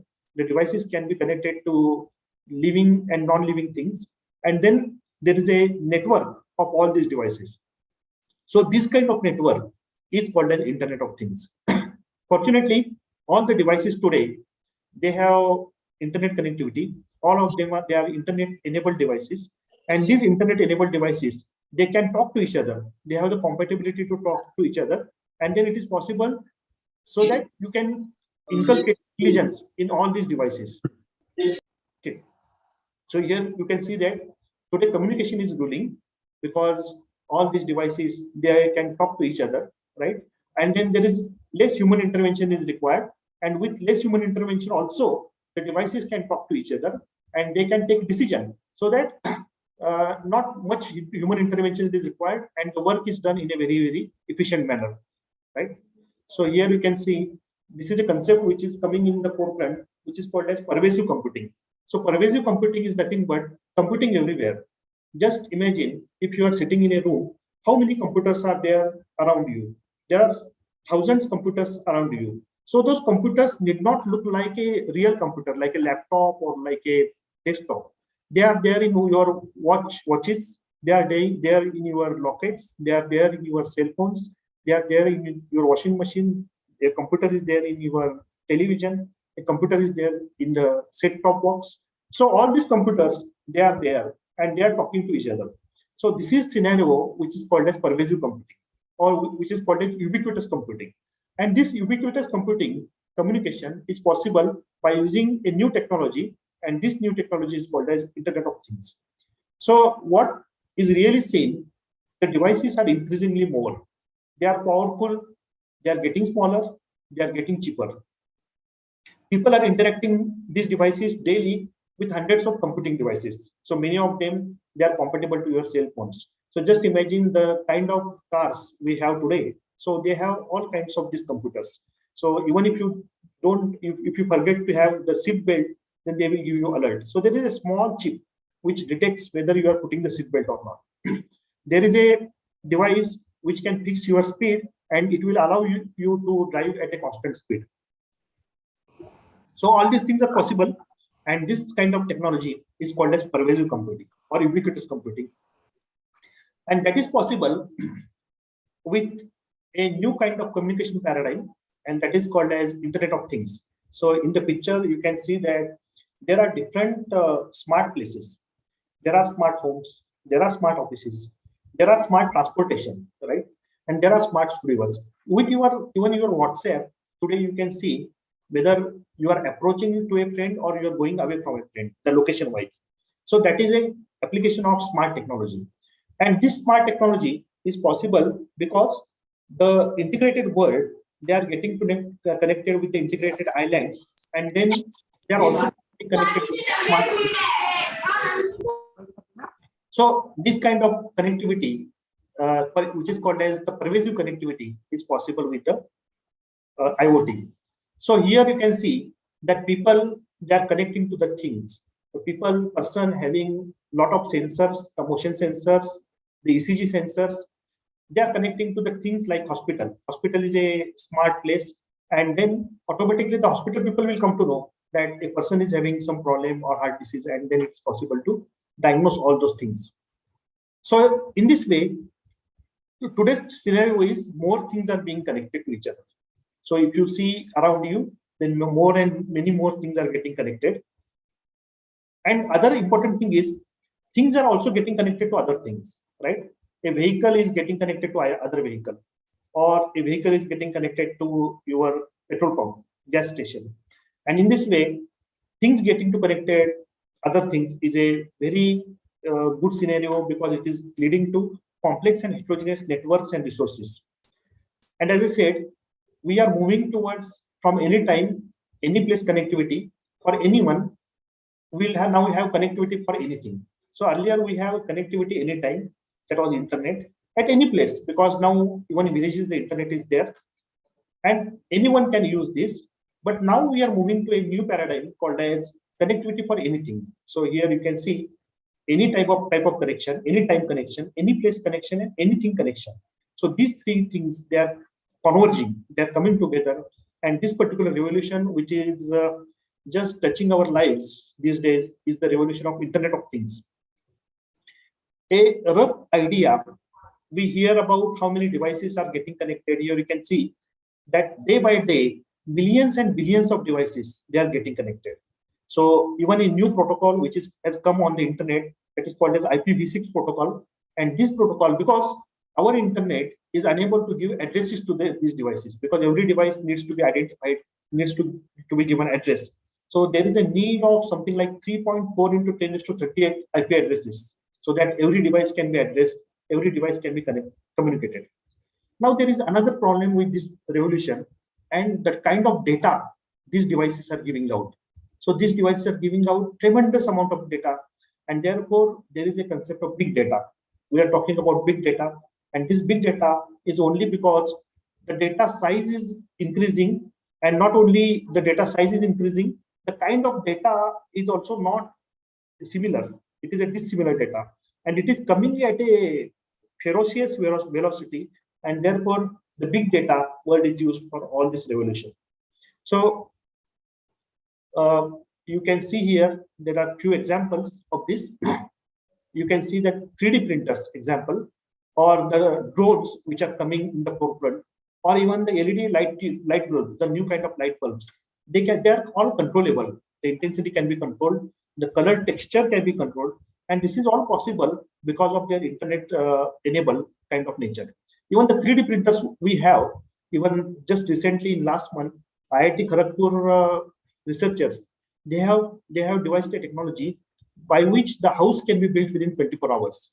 Just input the design to the 3D printer. It will build the entire house with the walls, the doors, the kind of whatever the kind of inside architecture you want.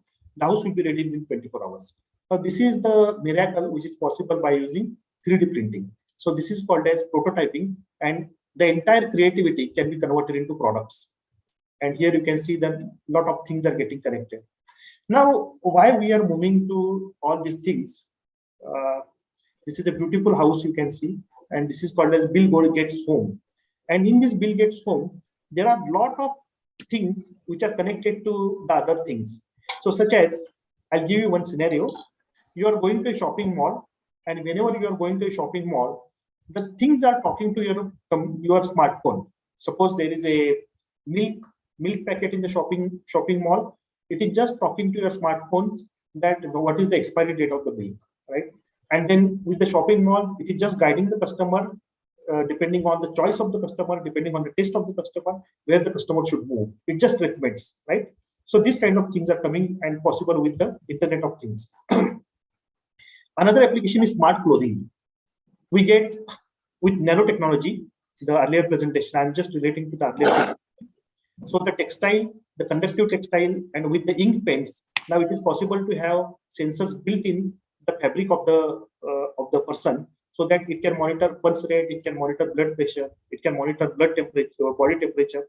It is just not monitoring. What it's doing is it is sending all this communication to the hospitals, to the doctors, to the family doctors, so that the doctor will come to know within a small time whether the patient is doing well or not, right? And the treatment can happen at a rapid rate.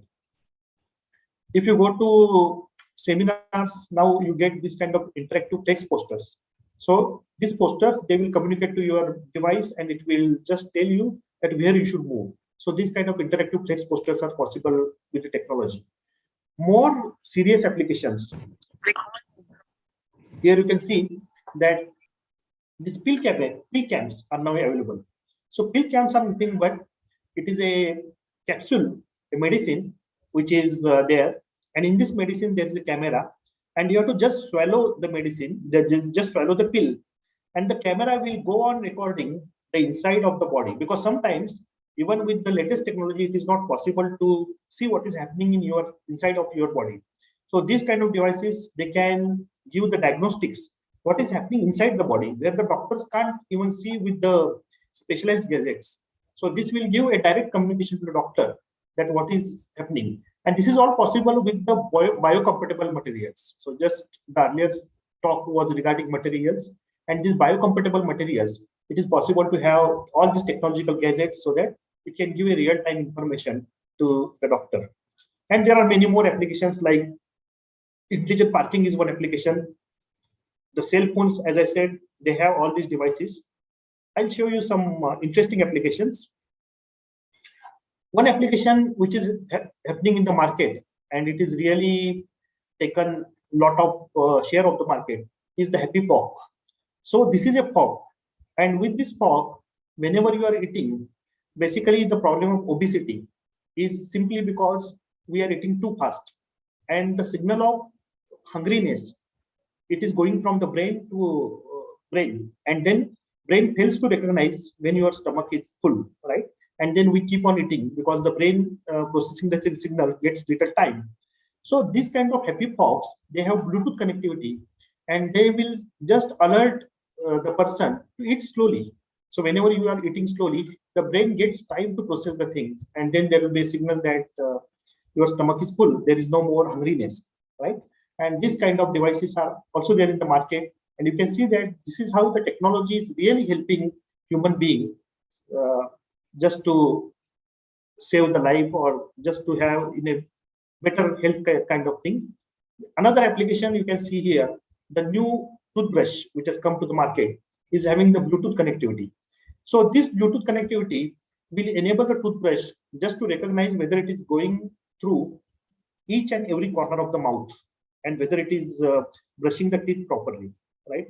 If not, if there is a cavity, this toothbrush will directly give a signal to your dentist that there is some problem, and then the dentist will approach you and the treatment will start. So again, these kind of applications are like life-saving applications. So there are other applications like the technology going into the refrigerators, glucose monitoring is possible, or even for your gardens, this technology can give you the kind of water, adequate water. Even there is a new fiction arcade machine with artificial intelligence. It is possible to have the entire story, which is written, the entire fiction, and there are packages. You just have to input the number of characters in the package, and then you have to just tell the package. You must have seen these days even Gmail is getting smarter, but more than that, there is now technology called the GPT-3. So with GPT-3, it is possible not only to write the fictions, but even it is possible to write research articles, because you must have seen that Stanford University and other universities now they have come out with a package. If you put the abstract of your research article, then there are packages which gives you some sort of guidelines, some sort of write-up, and which is much similar to your research article. Even if you check the plagiarism, then you will find that there is no plagiarism. So this is the kind of technological wonders which are possible, and they are helping the researchers, because there are packages. If you want to write the story and if you are not getting the words properly, then these packages will help you find out the proper words. So these are two applications, and I'll come to the last part of the talk, and this is about where the human life is coming into the picture, or where the research is coming into the picture. So with this kind of technology, as I said, the number of tweets or the number of videos with YouTube, the number of blog posts, they are all increasing, and slowly we are moving towards a era which is called as big data. So gone are the days when the data was computed with megabyte or gigabyte. Now we are talking about zettabyte. So what is the zettabyte? This zettabyte is nothing but, if you compare the height of the data, here you can see, then the height of the data is 25 times higher than the Mount Fuji. Mount Fuji is the benchmark for measuring the height, and even our today's data is crossing that benchmark. So this is the big data which is occupying our lives. And just to address the big data, we have a new computing paradigm where the hardware, software, and configware is coming together, and it is called as fog computing, right? So it is not even cloud computing. In cloud computing, we are not talking about the processing, but in fog computing, we are talking about the distributed processing. So with this distributed processing, it is possible to distribute the data with processing, right? So this is a kind of paradigm where the IoT and cloud converge together.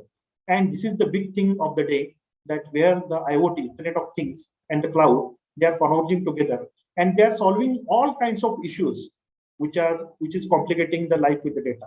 And why not? This is also coming into the classrooms. So gone are the days. This was a traditional model of classroom, wherein the teacher is lecturing and student is listening. We know that today we have the distributed classroom model, and we have seen in the pandemic that this model was used in a very efficient manner.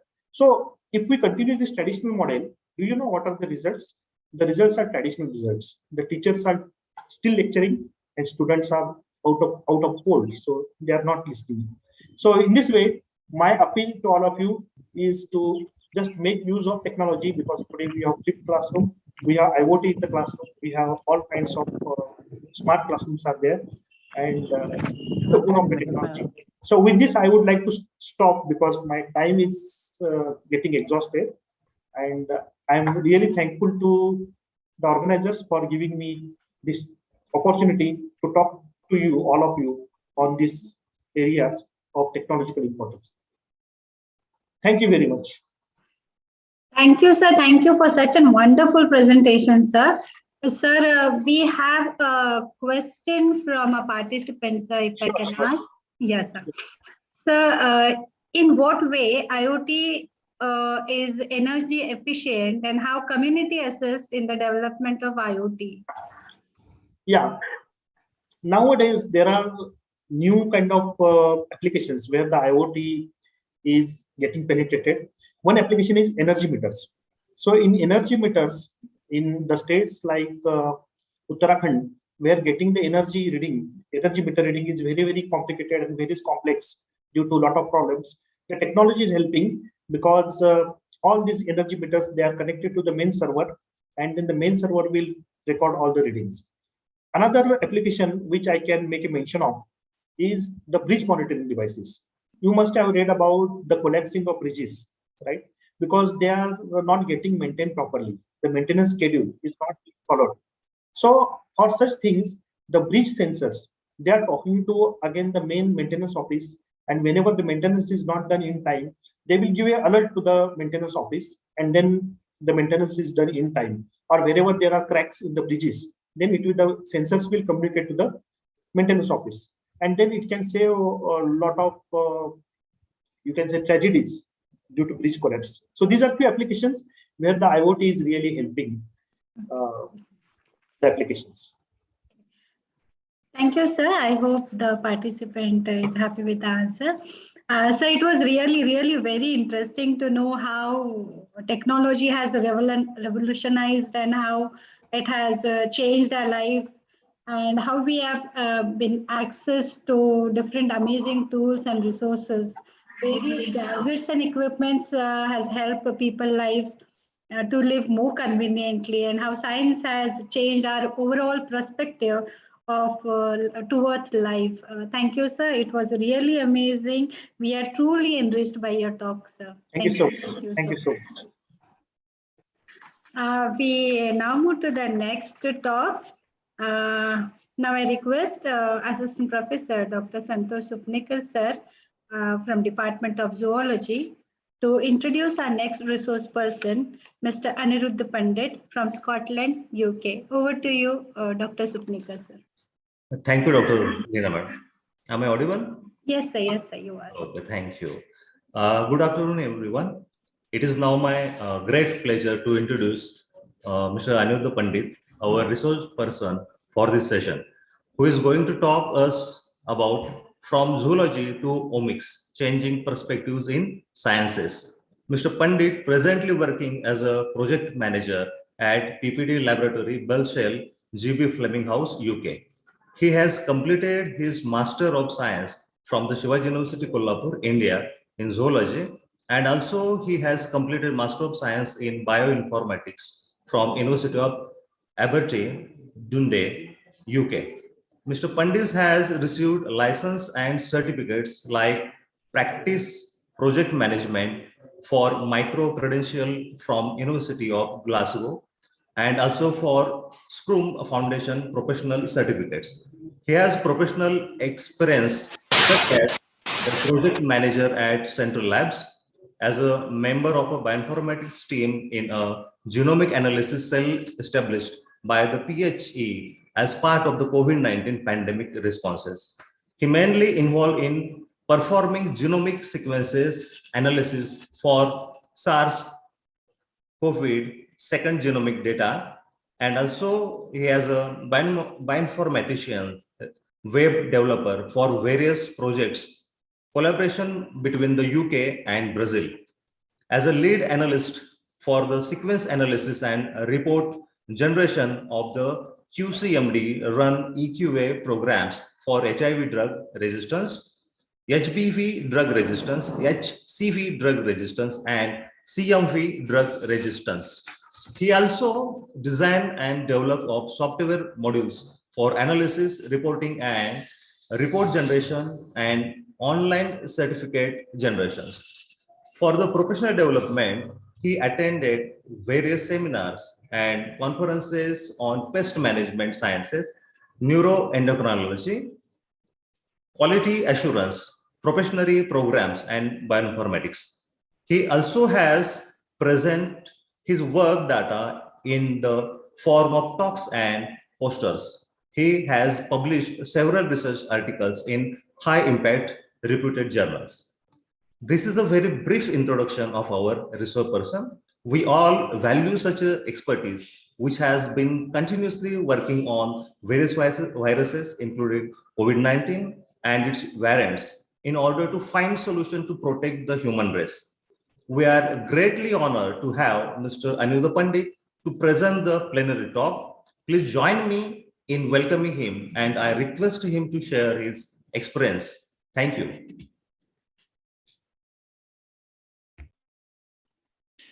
Thank you, Dr. Supnekar. Can you hear me, everyone? Yes, Excellent. sir. I'm just going to share my screen now. Just let me know when you can see it.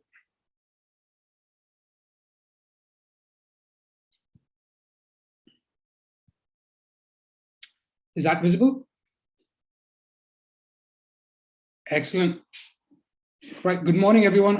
It's a bit early for me here in Scotland, but I think it's one of the great opportunities for me to come and speak here, along and sharing the stage, so to say, with such dignitaries, such experience, such experts. I'm absolutely honored. So thank you again for the opportunity. I'll just get to my talk in a minute, but I just wanted to say thank you to the principal, Dr. Girish, the invited guests, Professor Ray Prasad and Professor Kamath, all the dignitaries and participants of the conference, and of course, a special thanks to my good friend, Dr. Supnekar, for introducing me in such a kind way. My talk is going to be about from zoology to omics, changing perspectives in science. What I want to focus on, if I may, is the fact that I come from a small town called Wye in district Satara. I've been in Glasgow for almost 20 years. This on the left you can see Wye, and on the right you can see Glasgow. You can see the similarities between them. There's a river running through them. There's bridges, and both of these places I call home. This is basically just I wanted to share this to show that from a small town you can actually reach great heights and great experience through science and experience. So, namaskar, everyone. I'll give you a quick brief of my talk. I'm going to talk a little bit about me. Again, I don't think I share as much experience as my fellow speakers today, but I will try my best. I'll give a brief introduction about omics, the actual field of omics, followed by some actual applications of bioinformatics in research. Give a brief overview of the research projects I've been doing or have done in the past. And I will discuss one specific research project as we come. All these photos you see in this slideshow, all are taken by me. They're all of the University of Glasgow mostly. It's a very beautiful city. Okay, so quickly on to this. Dr. Supnekar has already introduced me and spoken about my various educational progress. I'll just continue on that. I did my master's in zoology in Shivaji University, Kolhapur. This is where me and Dr. Supnekar were actually classmates. I followed that up with a master's of science in bioinformatics in Aberdeen, Scotland. I have worked both in industry and academia. In industry, I worked as a data analysis, a software developer, and currently I'm working in project management. When I'm working in academia, I was working in the University of Glasgow as a bioinformatician / research technologist. So I have done my master's in zoology, but however, I've moved into bioinformatics, something which is sometimes scary for people in biology to go into something in IT, and vice versa. People in IT maybe be daunted by the fact working in biology, but bioinformatics is there to help you understand that both can work together. I'll come on to that in a minute. Just to let you know, I'm currently working as a project manager in PPD in Global Central Labs. We do a lot of clinical trials and clinical monitoring, other medical writing, quality assurance, etc. So there's quite a lot, but I won't speak about that right now. As I said, my previous job, I was a bioinformatician. I was a researcher in the University of Glasgow. These are my colleagues there and my bosses for Shireen Davis, Professor Shireen Davis and Professor Julian Dow. I was working in their laboratory. I followed that up with a role in the public health England sector as a senior bioinformatician. This is during the COVID period. I thought I would use my experience, use my expertise to help out in the response that was required during this pandemic. So we were analyzing data and doing trend analysis and informing the government to help them inform, make policy decisions and support essentially the wider pandemic response. So I played a small part in it. So, but I think we did help out a lot in the UK. And bioinformatics essentially did help out a lot for that purpose.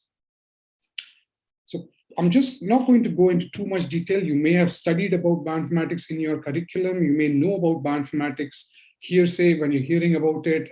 So I'm not going to go too deep into it, onto something that you can actually Google or speak to your lecturers about. What I am going to do is just tell you what bioinformatics has a definition. It's basically, to the layman, it's a science of storing, retrieving, and analyzing large amounts of biological data.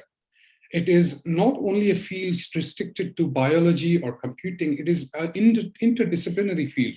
It involves biologists, computer scientists, mathematicians, data analysts, biostatisticians, biochemists. So many fields come together under the umbrella term omics or bioinformatics as it's known.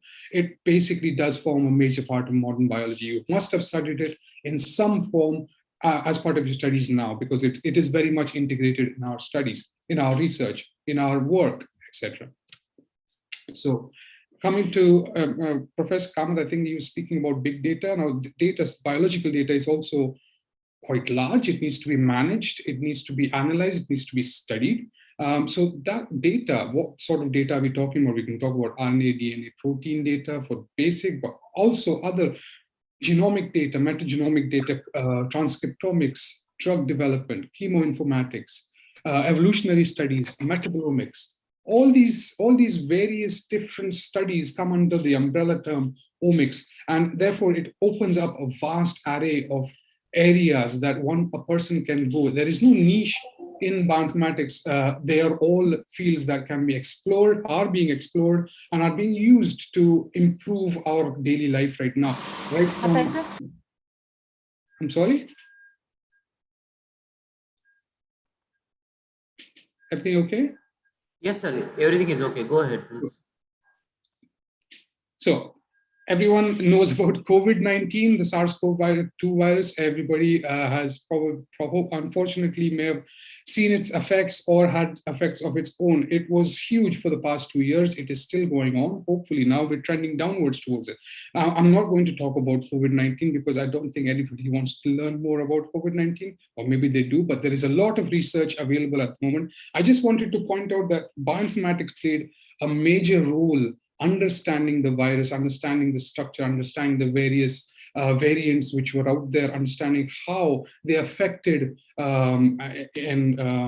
individuals or groups of people, the trends which occurred due to the infections which were caused, how a vaccine was developed, or now multiple vaccines have been developed for various for the COVID from various companies, from various institutes, from various. Bottom line, from research. And as I said, omics played a major role in this, in the research towards this. So I'm going to continue now with understanding from an individual perspective, from a student perspective. If you are a student who is thinking about a career in bioinformatics, but you think you're not in the right sort of field, because sometimes we believe, oh, I'm in biology, I'm going to do zoology, I'm going to do specifically in, say, ecology or in physiology. I'm not going to move away, I'm not going to branch out into other sort of things because that is not my field. No, that is incorrect now. Everything is interrelated, as I mentioned before. A person who has done zoology before, like me, we accumulate and utilize various skills, various different aspects of different fields. For example, my background is in cell biology. However, I also worked with molecular biology, systems biology, genetics. Somebody who's in IT majorly works with database management, programming, web development, cloud management. Some people who are specifically bioinformaticians, they work with databases, bioinformatics tools, data science, etc.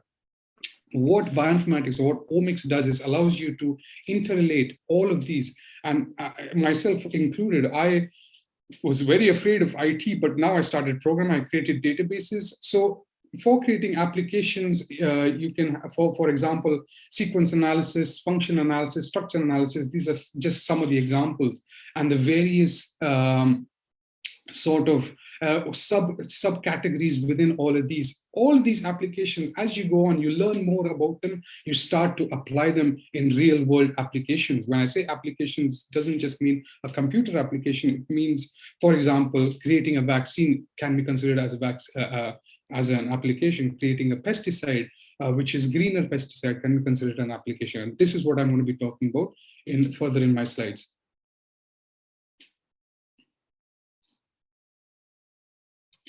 So the focus of my talk now will be bioinformatics in research. So I'm going to be talking about my time in the University of Glasgow and the research that I was doing there as part of my, my daily roles and responsibilities. So the Dow Davis Lab, essentially, they are quite famous for using the Drosophila. They have various multiple publications in the field of insect physiology, systems biology, etc. One of the main things that they've discovered or understood the functionality of is the Malpighian tubules, or the kidney sort of equivalents in Drosophila. So they're using Drosophila as a model to understand kidney function and regulation, and using that to understand what can be done for the human being.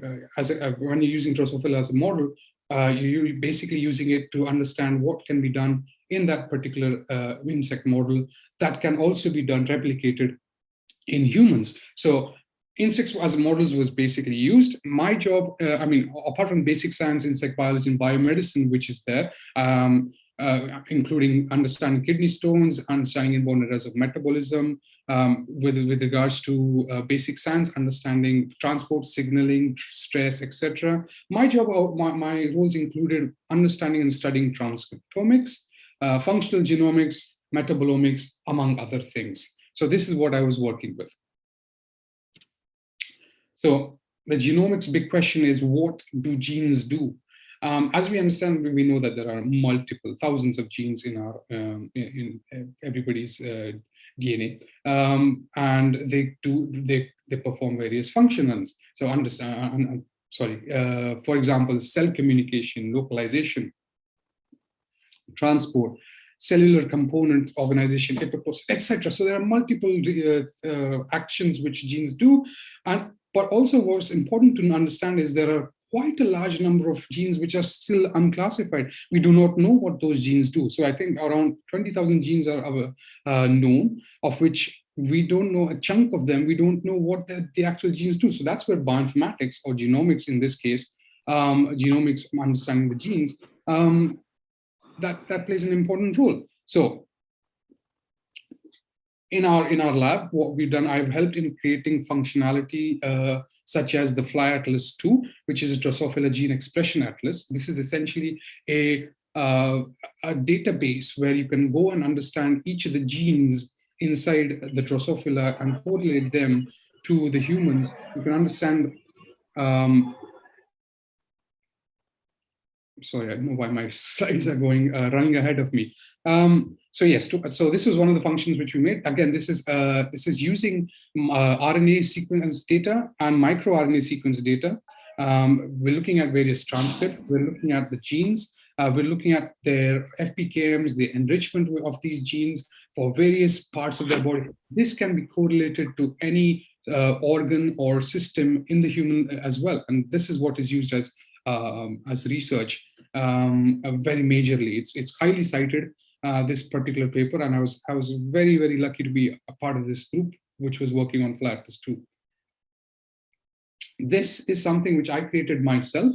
The idea was to create and just like Fly Atlas 2, which is specifically for Drosophila, we wanted to look at creating an atlas, or so basically a resource for pest insects. This was the major field of my research, pest insects, and creating greener pesticides, to get rid of chemicals in the ecosystem. We want to look at affecting regulatory behavior of insects. So anyway, so I'll come to that point later. So this was, again, create an application I created where we could look at different pests. There is a sequence search, so you can look at their genes, you can blast genes, you can search for genes, you can look at their expression. All of this application, again, me as a biologist, you'll be amazed to know that this is written in Python with a Django framework. These are terms which maybe IT people will know, and they'll be like, yes, okay, I understand. It's maybe not for biology, but let me tell you, I'm a biologist who's working with IT, so it can be done. So let me talk about NeuroStress PEP. This is the main project that I was working on for 4 years over there, that I was in the research. This is a 7 million euro project. It was granted by the Horizon 2020 grant.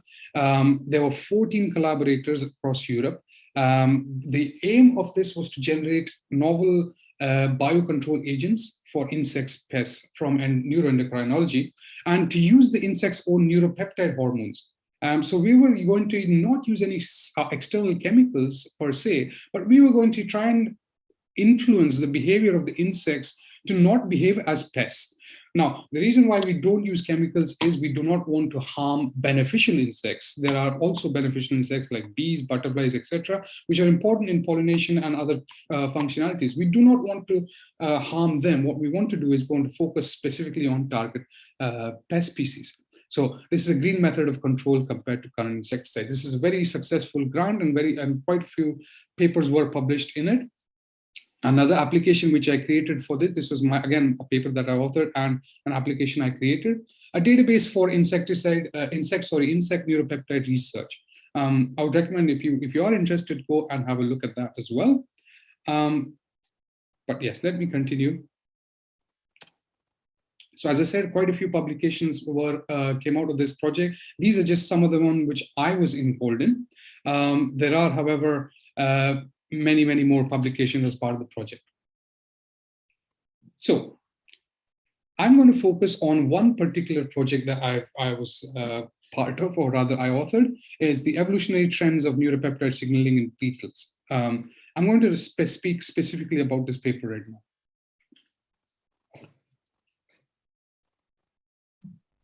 Many of the members of order Coleoptera, which is this essentially beetles, are found to be economically significant pest species of various agricultural and silvicultural plant species. So we're looking at beetles essentially, which have been considered as pests. There are various examples of that. I'll come to them in a minute. So as part of the NeuroStress PEP project, signaling peptides, and particular neuropeptides and protein hormones, were identified and studied as possible insect control agents. So these the insect's own neuropeptides. The neuropeptides are the proteins which regulate their behavior. These were being targeted as insect control agents. This was for creating effective integrative pest management strategies. So in this particular study, what we've done is we've aimed to perform comparative neuropeptidomics. So what we're doing is we're trying to understand the neuropeptide profile of each of these beetles. Some of them are pests, some of them are not pests, some of them may be beneficial, for example. So we want to understand what is their neuropeptide profile. Is there any differences in the neuropeptide profile? Is there anything which causes them to become a pest? So we're looking at all this information in this particular project. So how do we do that? So we're looking at the omics data from up to 31 coleopterans. That means from 31 different beetle species, we took the omics data, including transcriptomics as well as genomics data. The species include the suborders Polyphaga and Adiphaga, and representative species from their underlying species. So all these are from these two particular suborders. The neuropeptide precursors and mature peptides were identified. As I said, a neuropeptidome, as it is called, it was created for each of these insects. And then comparative neuropeptidomics and evolutionary analysis was done to gain an insight into gene conservation and differentiation. So let me start on essentially neuropeptides. I'll give you a quick overview of this. Neuropeptides are essentially chemical messengers that circulate in the body and control bodily processes. Neuropeptides are proteins. They are responsible for regulation of a variety of physiological functions. So these include, growth and development, digestion, metabolism, ecdysis, water balance, iron homeostasis, and of course, neuromodulators. These are just some examples of what they are known for. So they are known for understanding signaling neurotransmitters, for example, for salivary gland management, for blood feeding uptake, for ecdysis, as I mentioned before, for feeding satiety, meaning are they hungry, are they full, for cuticle synthesis, for other activities like diuresis and post-mating reproductive activity. All neuropeptides are absolutely responsible for many of the physiologic functions, as I mentioned. So an example of this is how do neuropeptides, how do they affect the behavior, the feeding behavior, for example, how do they regulate the feeding behavior in an insect? So for example, the insect gets hungry. It understands that there is a lack of energy and it needs to feed. So what it does is starts looking for food. So some neuropeptides focus on understanding that. Some peptides will use, affect muscular activity to move. Then once it's found, the neuropeptides will tell the brain, tell the insect, the brain will start eating now. It will eat. And then once it's full, the brain will send another signal to disengage feeding. So all of these sort of functionalities is determined by different neuropeptides. So for example, stimulation, sulfakinins, tachykinins, proctolin, allotropins, etc., are used in stimulation when they are hungry, what they need to do. Inhibition, myosuppressants, allotostatins, myoinhibitory. So these stop the feeding. Once it's done, we need to now stop, and the cycle continues. So there are, of course, other neuropeptides of importance. Example, and one of them, of course, is the diuretic hormones, but we'll come to that in a bit. Okay, so what species did we use? We use, as I said, we use around 31 different species. We used from the Adifiga, which is one of the ancient orders. We used 3 different species from there. Gyrinus marinus, Carabus granulatus, and Amphizoa insolens. We used 3 of them there. And from Polyphaga, we tried to look at as many different suborders as possible. And we look at, for example, pine weevil family, or the ladybird family, or some other flower, the red flower beetle, etc. So we've got quite a few. We've looked at scarabs as well. We've got quite a diverse variety of beetles, ranging from, as I said before, beetles that are considered as pests, as well as beetles that are considered as beneficials. If you look at their species tree, you can see Adifiga and Polyphaga, the 3, they're quite ancient. They're 170 to 190 million years ago. These were established.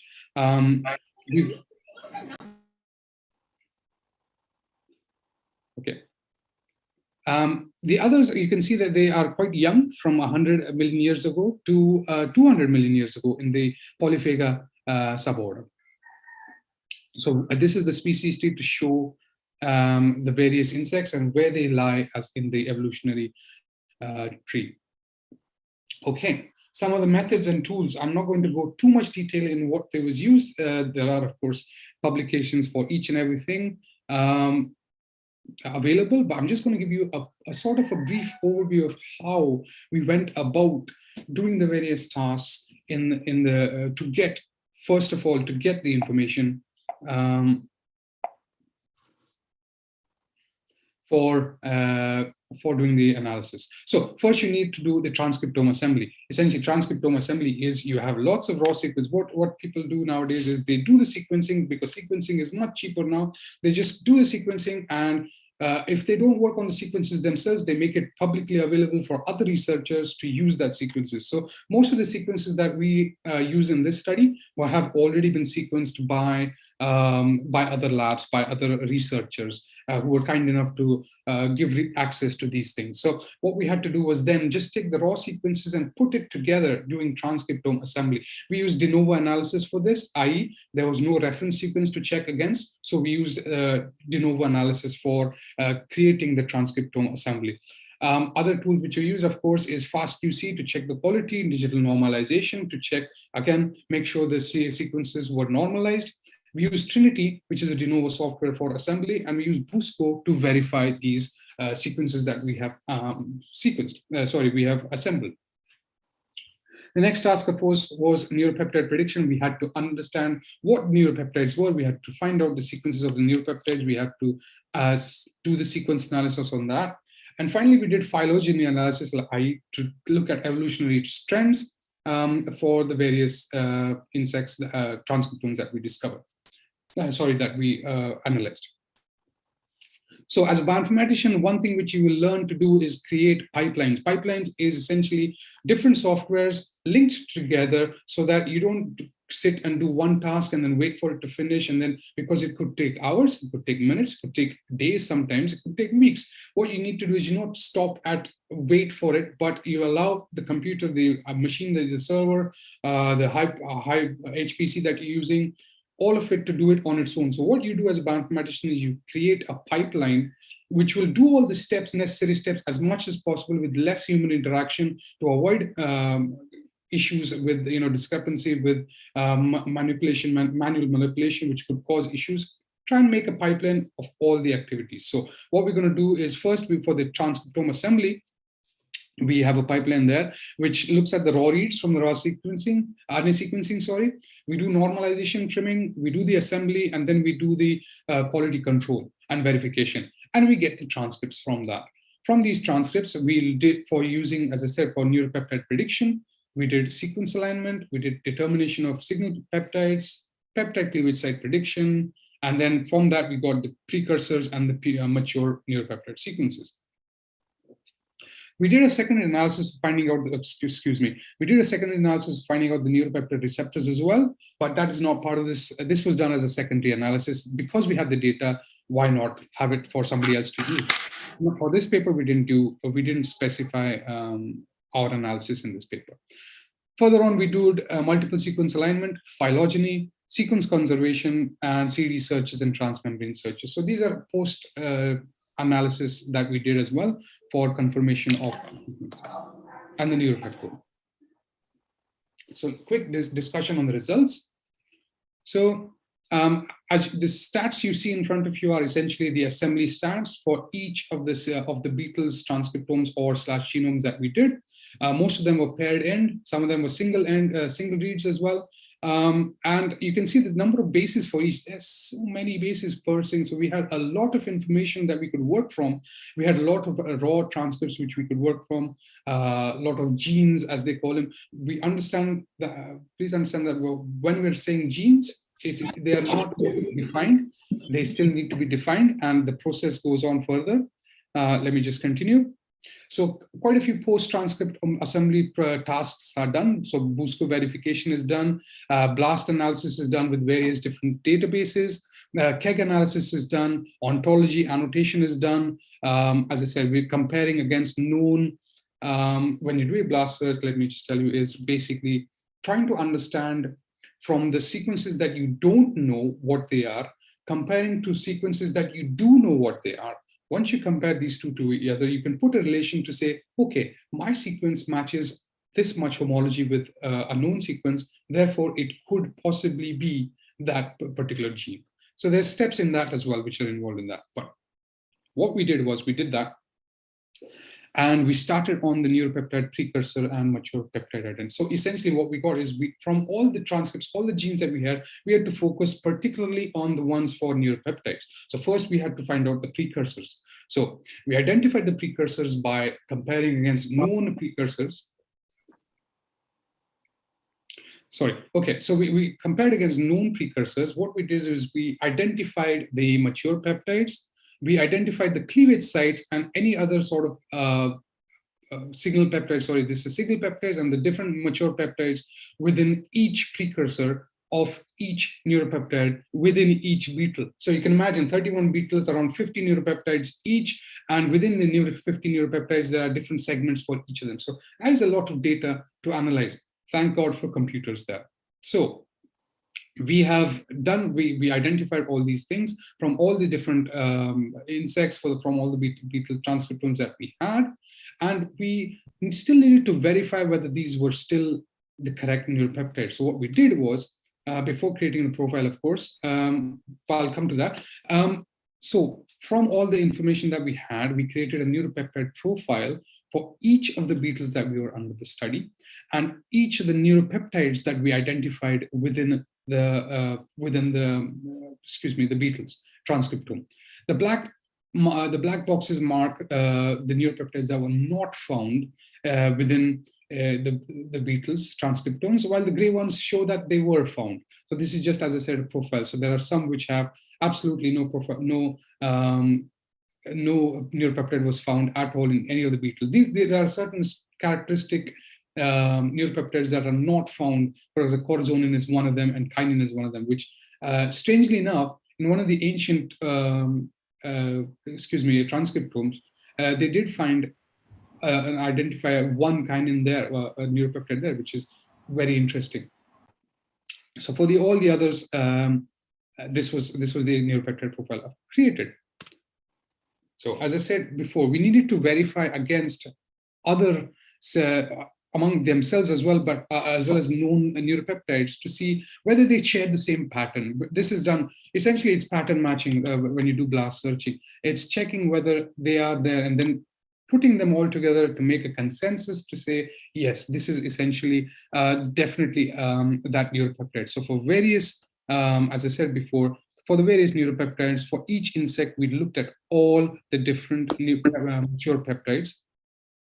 And we made a list of them, and then we looked at their consensuses and we checked their profile. Again, this is all verification. Still, we're into the verification. This is not biologically proven. This is still just on the computer. It's telling you, we think that these are putative neuropeptides. So the next job is you take these sequences, you take that information, go to the lab. In the lab, you try and identify the neuropeptides genes again to verify this information. So it's all a circular thing, but bioinformaticians help the job, making the job much easier, as I said before. So we're looking at the patterns by using different software. You can look at the conserved regions. You can see, okay, yes, that is definitely an allostatin B because it has W and W and 1, 2, 3, 4, 5, 6, 7 bases in the middle. Amino acids in the middle. So by doing consensus analysis, by doing multiple sequence analysis, we can verify the genes that the mature peptides that we have, also the genes that we have for each neuropeptide. So coming to the part of this study, this is the last part. We're looking at evolutionary trend analysis. We wanted to find out why or what sort of over time, what has caused these pests to become pests. Is there any evolutionary significance to that? Is there any trend analysis to that? So we're looking at all these by comparing the neuropeptides profiles of each of these beetles to each other, as well as using certain sort of certain characteristics, certain behavioral patterns, certain physiological patterns. So I'll come to that in a second. So when we're doing evolutionary studies, we're looking at phylogeny. We're seeing how close each of these insect neuropeptides are to one another from an evolutionary perspective. How close are the precursors to each other? So what you're doing is you're looking at all the sequences for all these neuropeptides, for all the beetles, putting them together and trying to come up with a trend analysis of the evolutionary pattern. Is there any similarities? Which groups are similar? Why would they be similar? Is there any characteristics that group them together? So we're looking at all this information.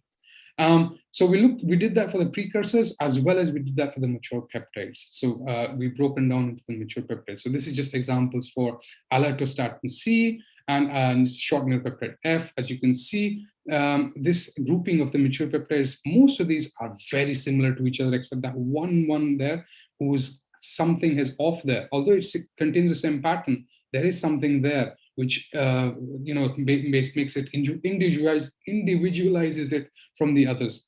There's a small group here as well. So these are quite interesting things to look at when you do the evolutionary analysis.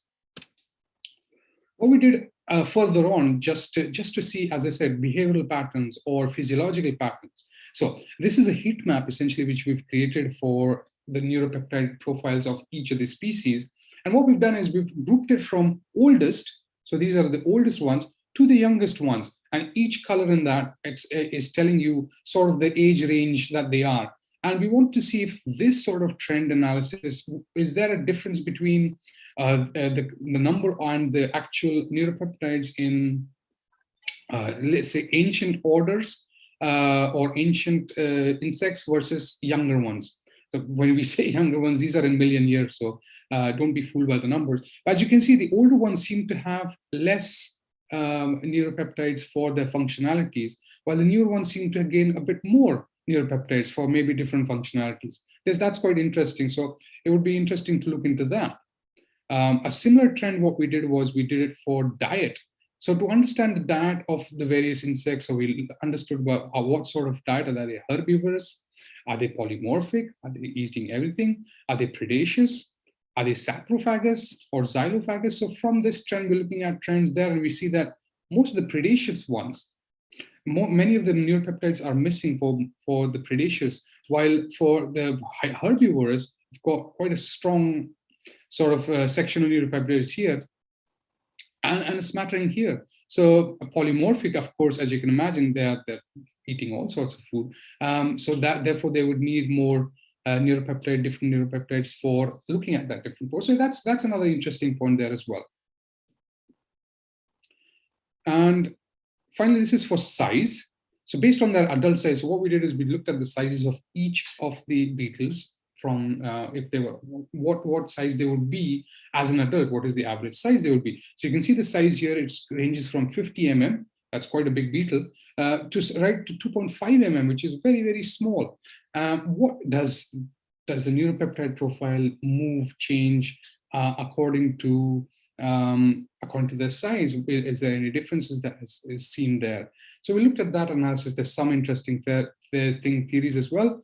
The bigger ones seem to have less neuropeptides compared to the smaller ones. Is that something which affects their pest behavior?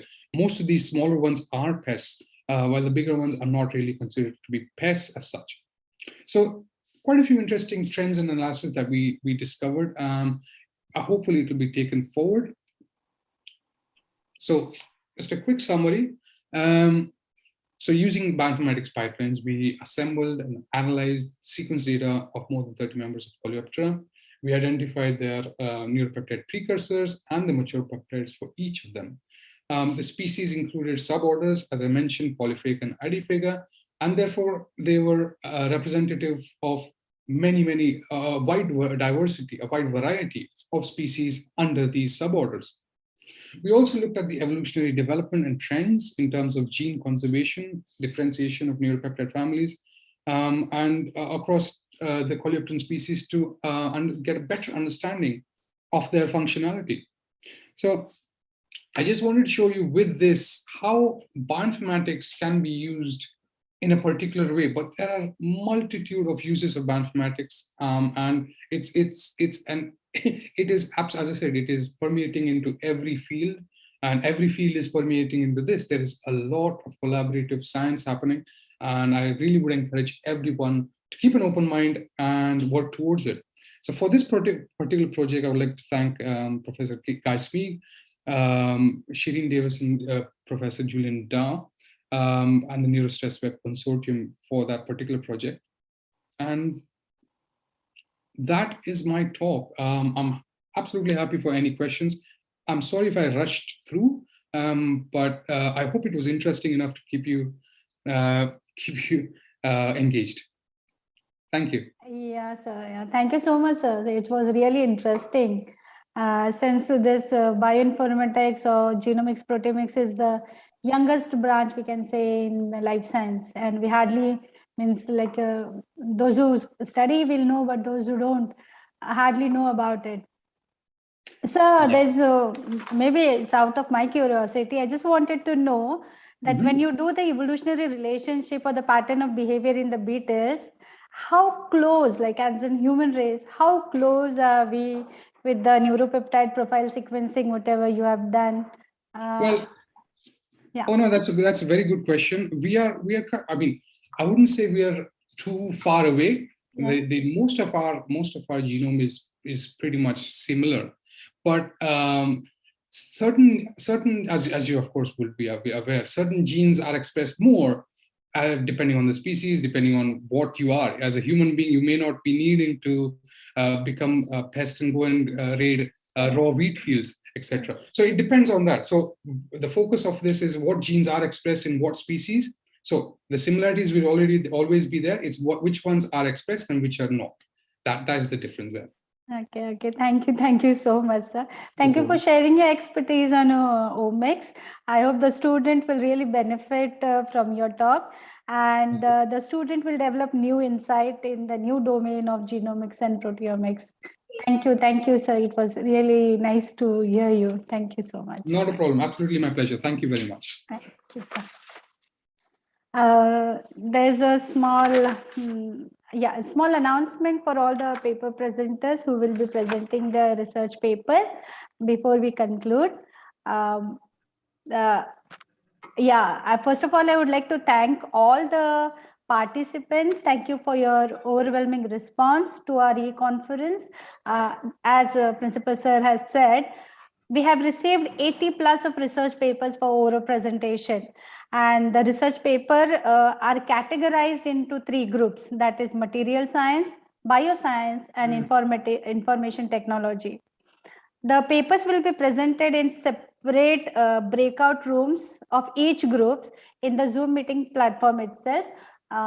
In the screen, you can see on the left top, there is a breakout room. So I will request the paper presenters, the participants, to kindly rename yourself, because the schedule of your presentation is already shared with you on the Telegram group and the WhatsApp group. So I request all the participants who will be doing the oral presentation to rename yourself and click the icon that is on the top left for the breakout room.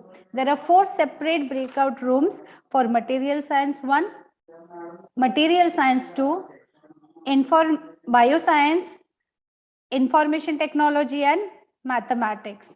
So you are requested to first rename yourself, and after the vote of thanks, I kindly request you to shift yourself in the breakout room.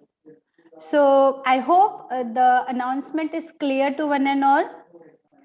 So we now come to the end of the formal inauguration function, because after a 5 minutes break, we'll continue with our presentation session. End of the story is the new beginning. On this note, let's conclude a remarkable, memorable, and the knowledgeable event with an word of appreciation and gratitude. To express vote of thanks, I request Ms. Sonu Tanwar Madam to kindly propose a vote of thanks. Towards you, Sonu Madam. Thank you, ma'am. Good afternoon, one and all. Science knows no country, because knowledge belongs to humanity and is the torch which illuminates the world. So with this beautiful quote by Louis Pasteur, I would like to conclude today's e-conference. All the esteemed dignitaries and participants present on the online platform for the International e-conference on Advances in Material Science, Bioscience and Information Technology, organized by the Faculty of Science in association with IQSC of Mahatma Phule Art Science and Commerce College, Panvel.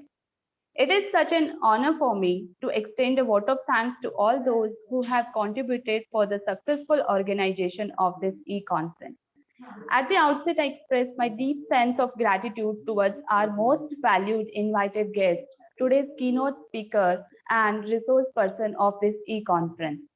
First of all, I would like to express my gratitude towards Honorable Professor Girish Reva Prasadu sir to take out time from his busy schedule to grace the event.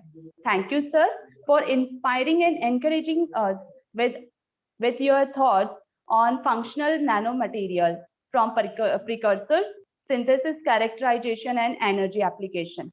We are all inspired by your great words. Thank you, sir. I'm thankful to the resource person, Honorable Professor Rajneesh K. Kamath, sir, who shared a deep sense of knowledge about new computing paradigm and how science and technology occupying and incorporating in our lives, and supported this e-conference and enlightened the occasion with his talk during this conference.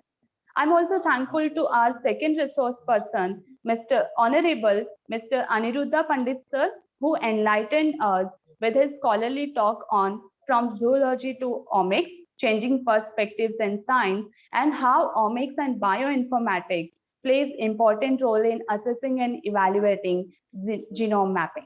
Thank you, sir, for sharing your valuable time and views with us. I sincerely put on record my gratefulness to our dynamic and visionary principal, Honorable Dr. Ganesh Thakur, sir, for his invaluable assistance in making the conference a success.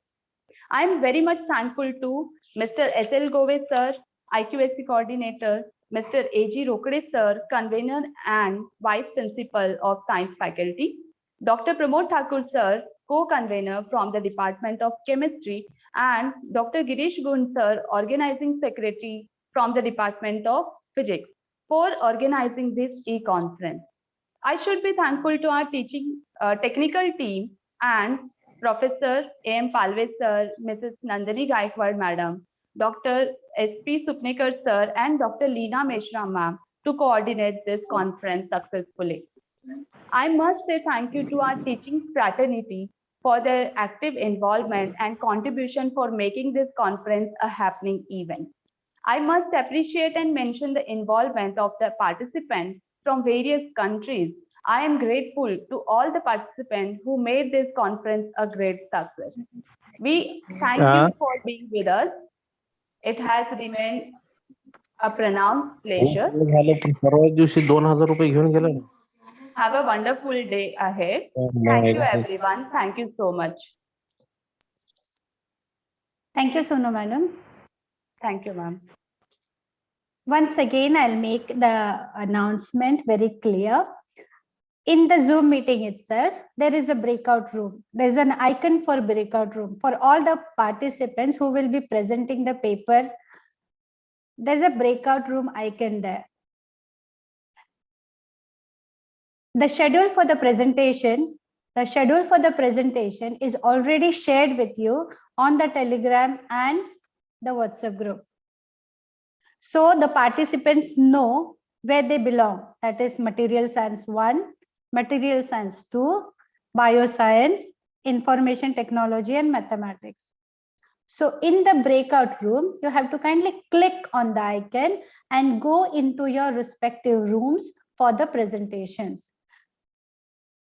We have categorized for the presentation into four breakout rooms. All the participants are requested to kindly click on the icon for breakout rooms and shift to the rooms. Or else you can also rename yourself where you belong to. You can rename yourself on the Zoom where you belong to, and we can shift you in the respective categories. We can manually shift you in the respective breakout rooms if you rename yourself. I hope the instructions are clear. If still there is any confusion, you can type it in the chat box. We will help you out to shift in the breakout room.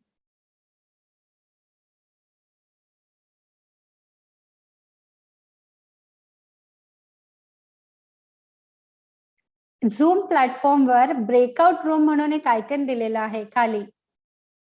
99+ participants already त्या breakout room मध्ये join झालेले आहेत. तुम्हाला फक्त त्या breakout room वर click करायचं आहे आणि तुम्ही ज्या कॅटेगरीमध्ये बिलॉंग करता, आपण ऑलरेडी शेड्यूल दिलेला आहे व्हॉट्सअपवर आणि टेलिग्राम ग्रुपवर की तुम्ही पेपर प्रेझेंटेशन कोणत्या ग्रुपमध्ये करणार आहात. त्या ब्रेकआउट रूम वर क्लिक करून तुम्ही तुमच्या कॅटेगरीमध्ये म्हणजे material science 1, material science 2, bio science, information technology आणि मॅथमॅटिक्स या ब्रेकआउट रूम्स मध्ये जॉईन करू शकता. All those who are presenting the paper and all those who are interested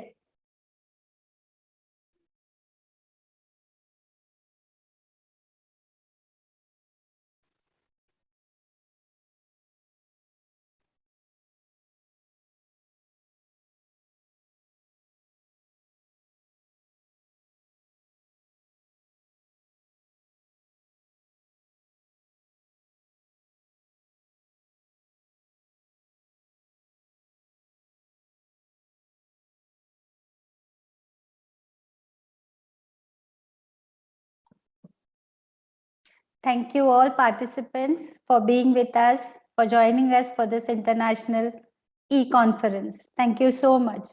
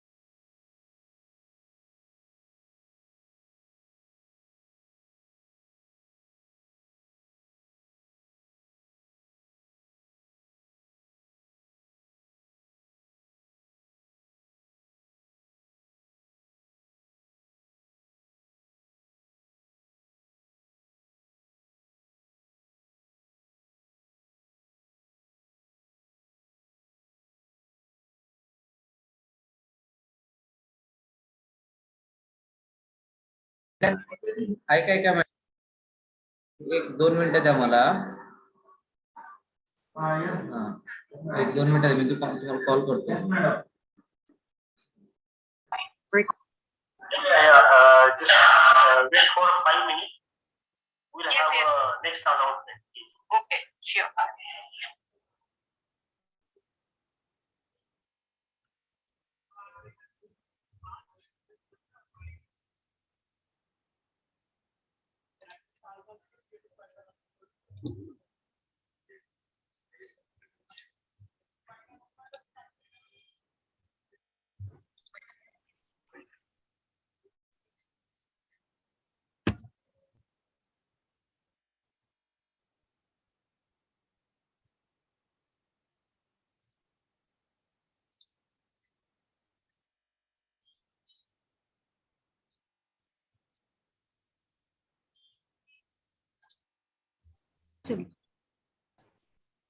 चलिए सर, आप हो गए, मीटिंग तुम्हारी शुरू हुई. हाँ, ये देखो आप, ये इधर प्रोफेसर आसिफ, ठीक है. ऑडियो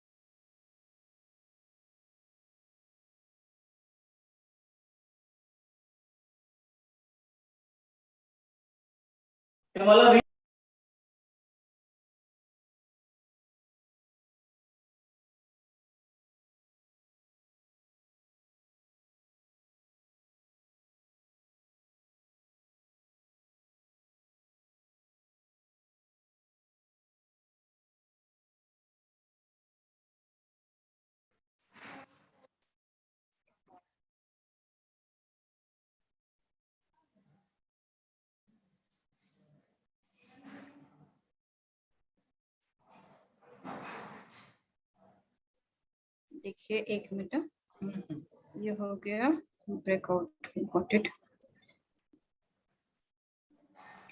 कौन सा है मेरा? मुठले सांस, ये नहीं है, ये भी नहीं है, ये है.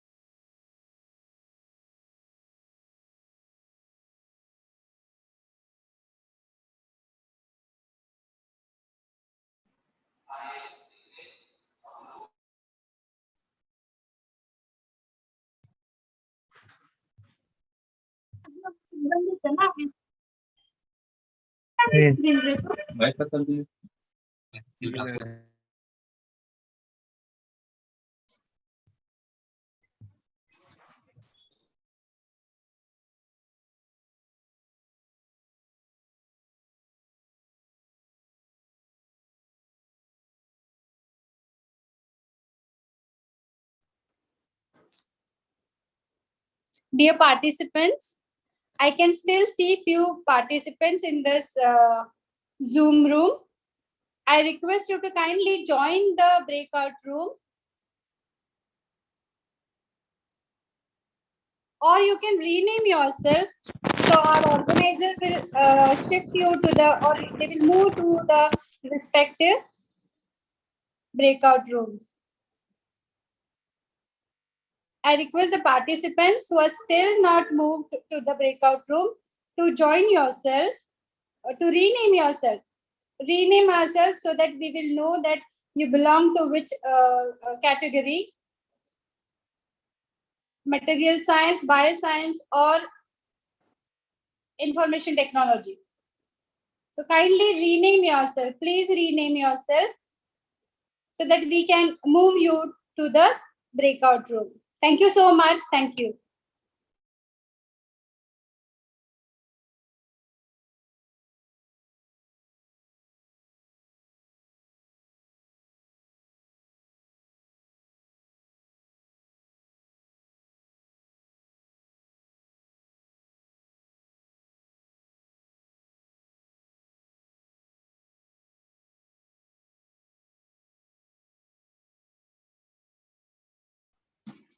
Hello, good evening, Chandan sir. Good evening, sir. Yeah, I'm Dr. Sandesh. Nice to meet you, sir.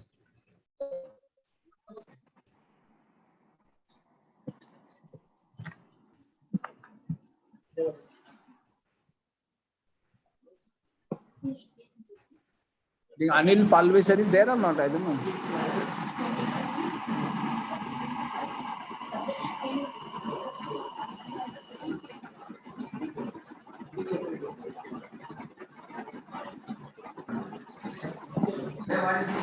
Sandesh sir. Hello, sir. Ah,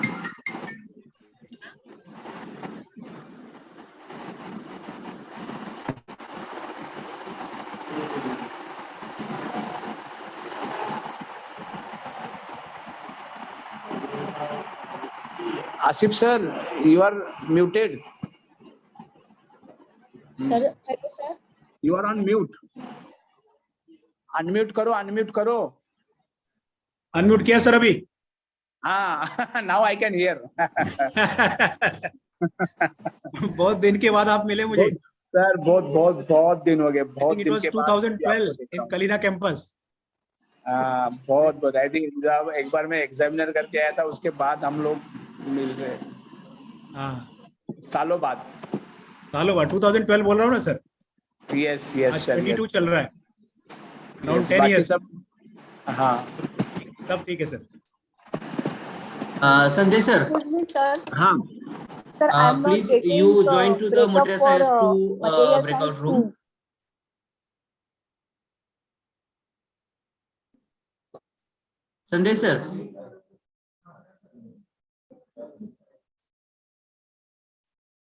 नाव पाठवून सांगितलं, नाव पाठवून मोकळं करायचं तर उगाच. Hello.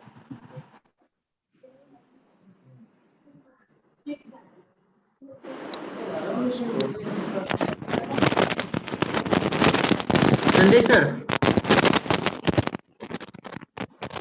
हॅलो. हा, लेफ्ट साइडला तुमच्या ना, ऐका ना sir. Sir, I'm not getting, sir. At the left side of your mobile or laptop, you may see the icon related to breakout room. And when you click on the breakout room, you will find the 4 options over there. Okay. And then select the breakout room of your interest. संदेश sir, तुम्हाला material science 2 group join करायचा आहे.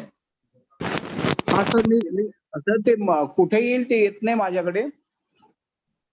ठीक आहे, मी तुम्हाला move करतोय. मला breakout room मध्ये बघा, माझ्याकडे ऑप्शन कुठे असेल ते. हा, मी करतोय तुम्हाला. सर मला पण करा ना, होत नाही ब्रेकआउट. हा, 1 मिनिट थांबा. मटेरियल सायन्स 2 मध्ये सर. हो. Hello. Kindly wait a minute. Okay.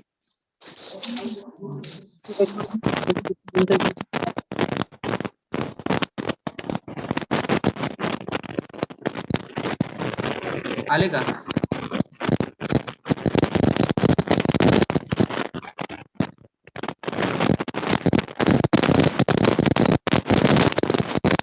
Ma'am.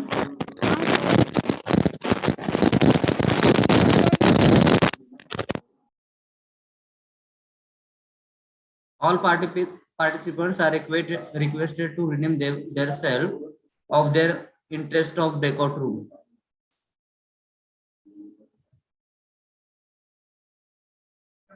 Please सर्वांनी रिनेम करा तुमच्या नावाच्या पुढे ज्या ब्रेकआउट रूम मध्ये तुम्हाला जायचं त्यासाठी.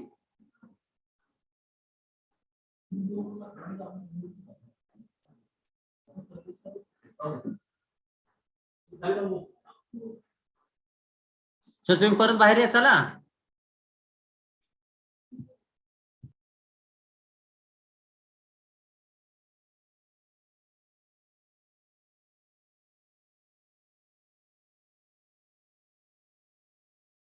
So this is which break room? Kulkarni ma'am, which breakout room you want to go? Material science 1. Okay, let me. Yes, I'm pushing you into that room.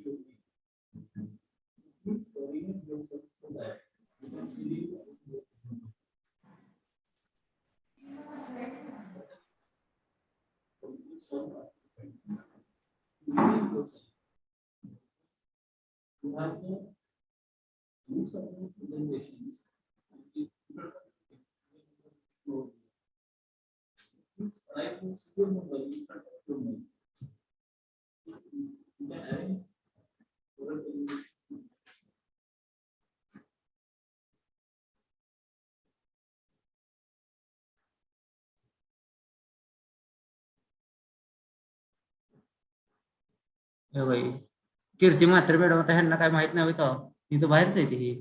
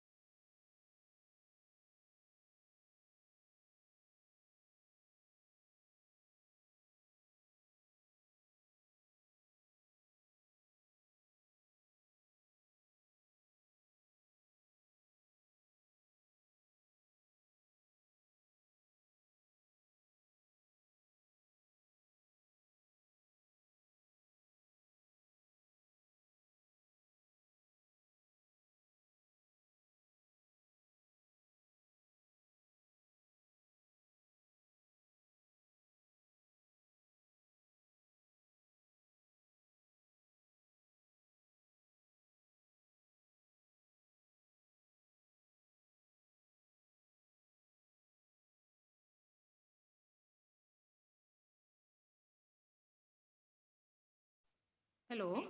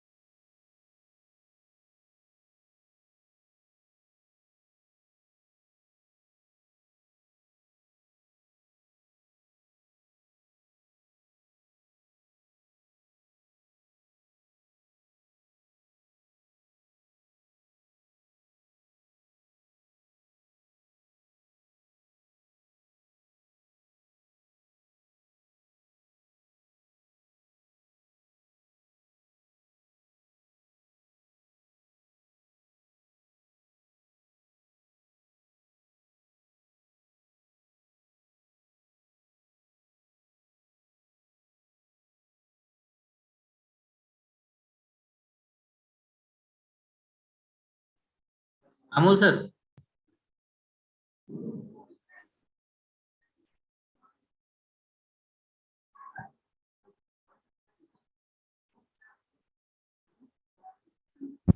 Sir, I'm audible. I'm audible. Yes sir, you are audible. Okay. तुम्हाला काय करायचे sir, left साइडला तुमच्या Hmm. मोबाईलच्या किंवा लॅपटॉपच्या left साइडला तुम्हाला एक आयकॉन दिसत असेल ब्रेकआउट रूमचा. त्याच्यावरती क्लिक केल्यानंतर वेगवेगळ्या ब्रेकआउट रूम दिसतील तुम्हाला. हो हो. 1, 2 आणि त्याच्यानंतर बायोसायन्स आणि आयटी अँड मॅथमॅटिक्स. तर तुम्ही तुमचं प्रेझेंटेशन कोणत्या रूम मध्ये आहे बघा आणि त्या रूमला जॉईन व्हा प्लीज. Okay okay. 2 मध्ये आहे सर. हा मग 2 मध्ये जॉईन व्हा प्लीज. एक मिनिट. आणि सर्व पार्टिसिपंटना रिक्वेस्ट आहे की तुमच्या मोबाईलच्या किंवा लॅपटॉपच्या लेफ्ट साइडला ब्रेकआउट रूमचा एक आयकॉन दिसत आहे. त्या ब्रेकआउट रूमच्या आयकॉनवरती क्लिक केल्यानंतर 4 रूम दिसतील. तुम्ही त्यापैकी तुमच्या इंटरेस्टच्या रूम मध्ये मूव्ह होऊ शकता.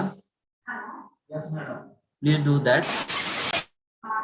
जर तुम्हाला दिसत नसेल तर प्लीज तुम्ही तुमच्या नावाच्या पुढे ज्या ग्रुप मध्ये जायचंय, material science 1, material science 2, bioscience and IT and mathematics, तुमचा जो एरिया ऑफ इंटरेस्ट आहे किंवा रिसर्च फील्ड आहे त्यानुसार तुमच्या नावाच्या पुढं ब्रेकआउट रूमचं जे नाव आहे तर ते नावाच्या पुढं तुम्ही रिनेम करा. So I can push you into that room.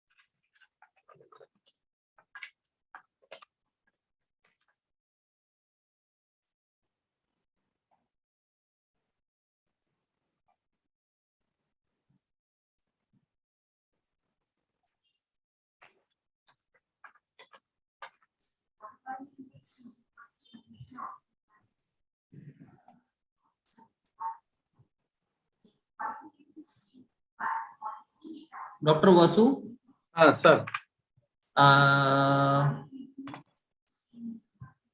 which field you belong? Karnataka, sir. Huh? Karnataka. No, I mean, which field do you belong? Bioscience or information technology or the material science? Material science too, it seems, sir. Okay, so I will push you into the material science too. Okay, sir. Kindly wait. It's serial number 4. Okay, no, sir. No problem, sir. I will push you there.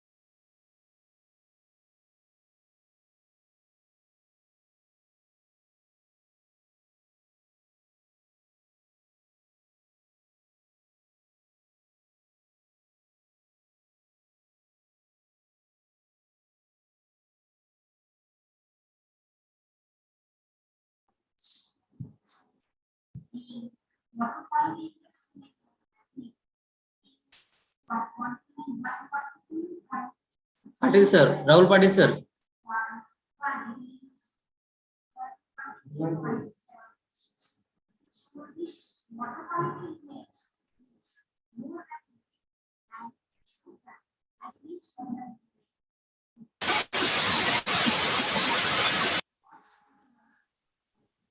Patil sir.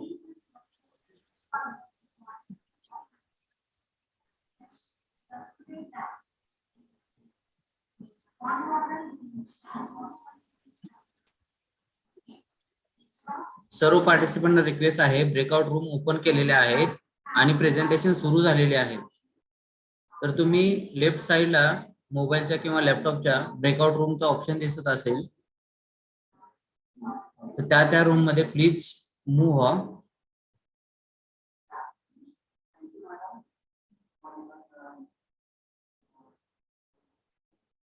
If you cannot see the icon of breakout room, kindly rename yourself with the breakout room so that I can move you into the breakout room.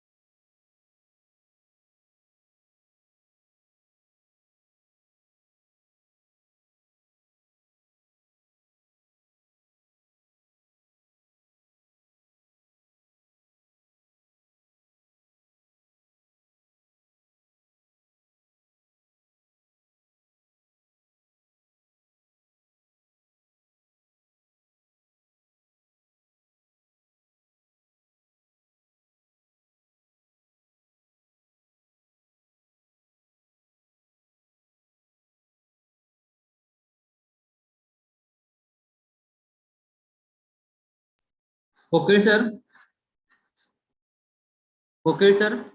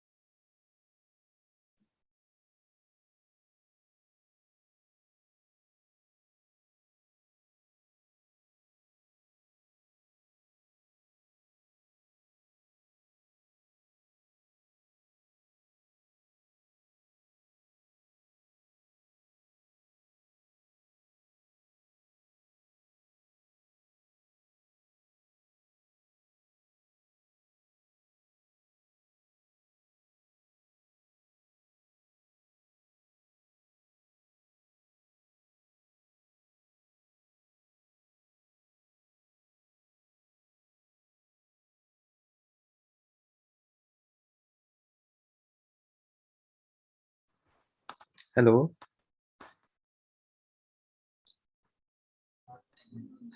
Yes, sir. Sir, may I know when the session will start? Session is already started, sir. I'm giving frequently the instruction to all you guys. Session has started. At the left corner, you can see the icon for the breakout room. Already we have given the schedule of the presentation into the Telegram group and into the WhatsApp group. At both places, we have given the schedule. And over there, we have mentioned the name of the breakout room. Specifically, we have 4 type of breakout room: material 1, material science 1, material science 2, bioscience, IT and mathematics. Okay, sir.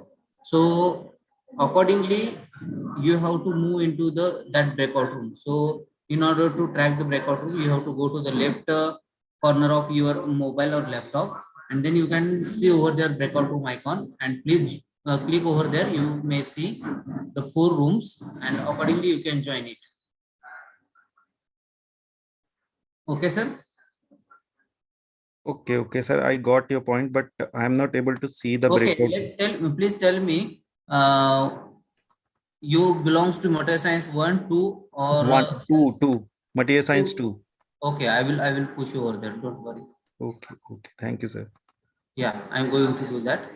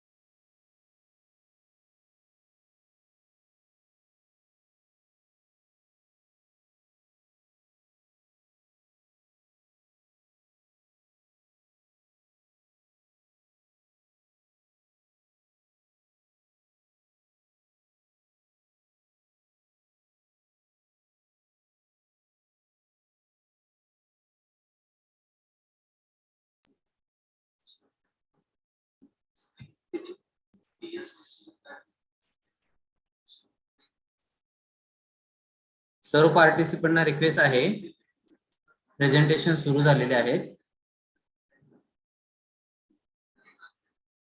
तुमच्या mobile किंवा लॅपटॉपच्या left कॉर्नरला breakout रूमचा option दिसत आहे. 4 breakout room आहेत: material science 1, material science 2, bio science, IT and mathematics. As per your area of interest, you can select the breakout room and you can move over there. If you cannot see the breakout room icon, then please rename yourself with the breakout room name, so I can move you people into that breakout room. Sahil Garaj sir.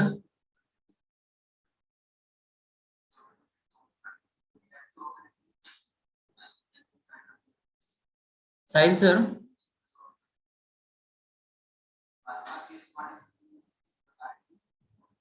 Sahil sir.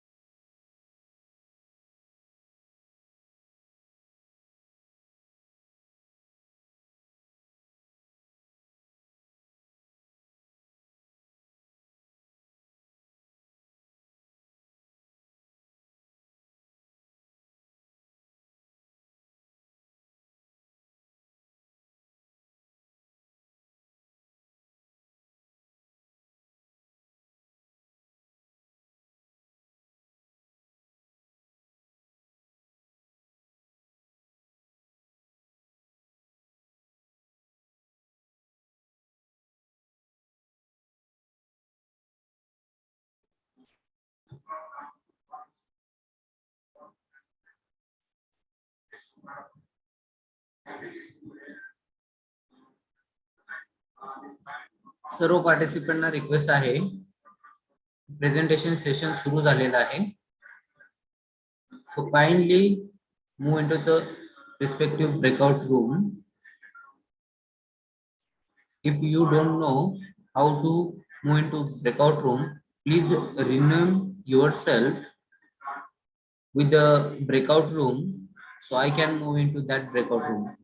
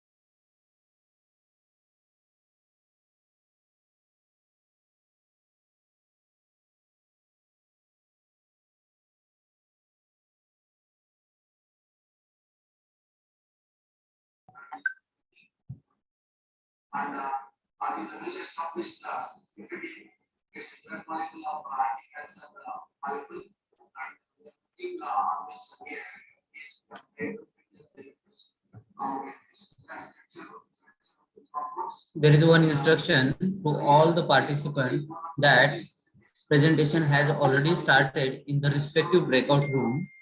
So I request you all to join the breakout room of your interest or your presentation belongs to that breakout room. Okay. In order to join the breakout room, you have to see the icon at the left corner of your mobile or computer, and when you will click on that icon, you may see the four option: material science 1, material science 2, then bioscience, and IT and mathematics. So as per your area of interest and mentioned mentioned breakout room, you have to move to that breakout room. So all participants are requested to join to the respective breakout room. This is the main room. Over here, no any presentation will be done. So everyone has to join to the breakout room in order to see the presentation or in order to present yourself. Bhavna ma'am, please tell me the name of the breakout room to which you want to join. Sir मला ते तुम्ही बोला ना, तुम्ही आता बोलत होते ना room, because I'm a art section. I'm Pardon from me? art section. You are from arts faculty. Arts faculty, okay. So we have the. You give me room so I can understand that. Pardon ma'am? You give me that room that I can understand. मी समजू शकेल तसं room मध्ये टाका. Okay ma'am. हा हा आता मला दिसलं, ते दिसत नव्हतं सर मला. नाही नाही Swapnali ma'am,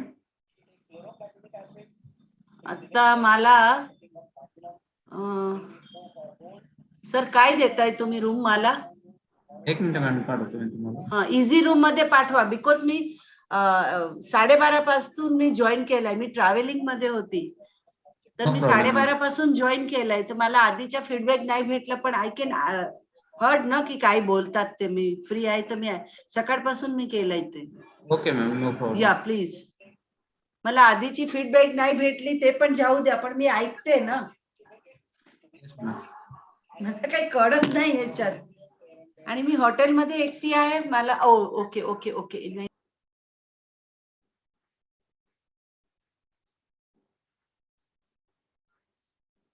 Swapnali ma'am,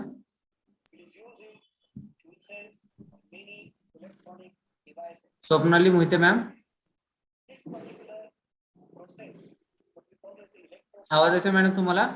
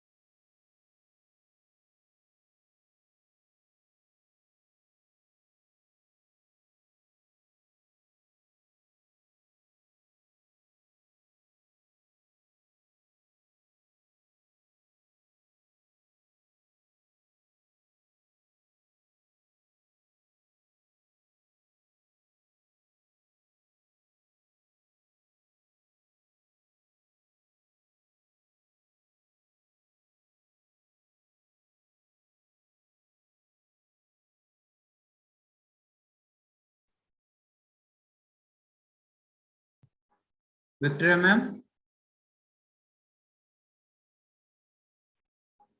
Victoria ma'am.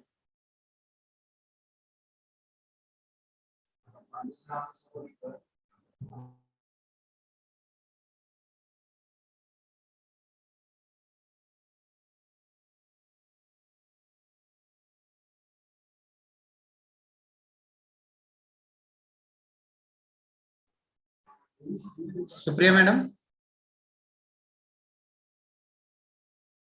Supriya madam.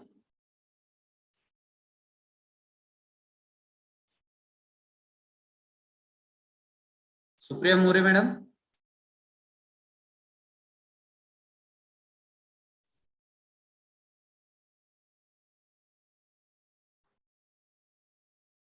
Sunita Khansoli madam.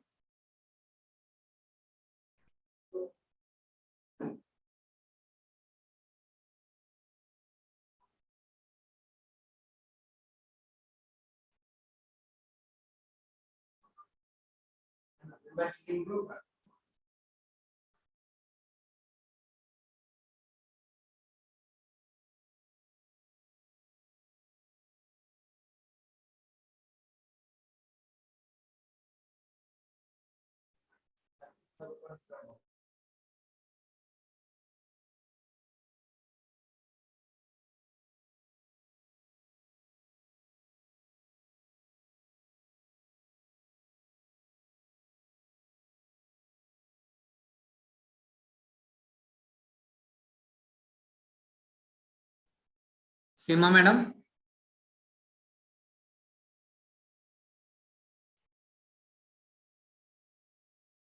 Seema Borgave madam.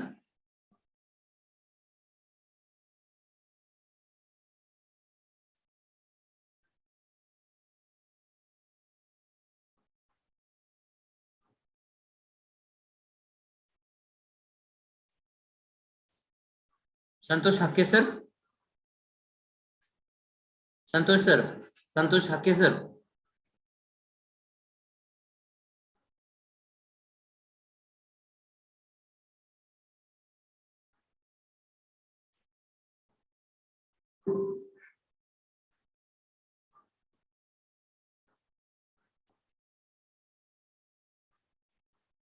Rajesh sir.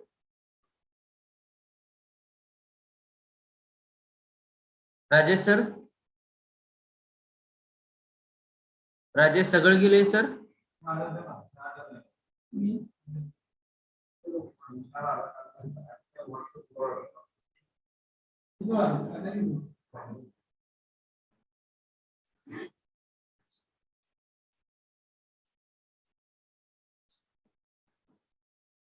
Go sir.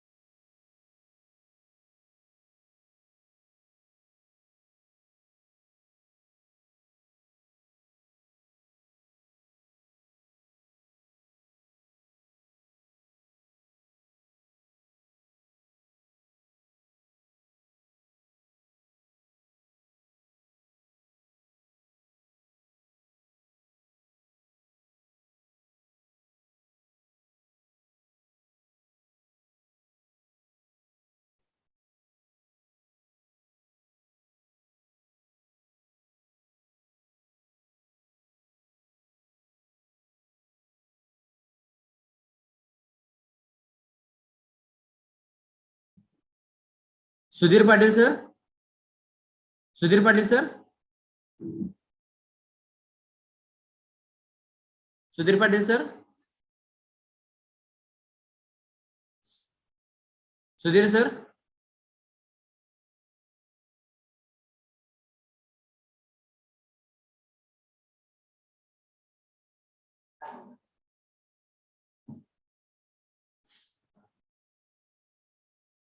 Gitanjali madam.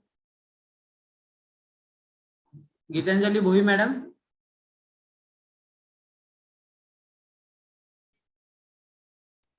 Yes, sir. तुम्ही कोणत्या ग्रुपला जॉईन होणार आहेत मॅडम? नाही सर, मी कुठल्या ग्रुपला जॉईन नाही होणार आहे. ओके, ठीक आहे. Then you may leave ma'am. Yes yes sir. Avneesh Pawar sir.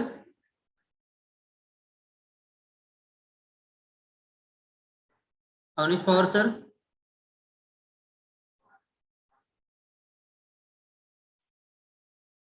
Nayan Dighe sir. Nayan Dighe sir.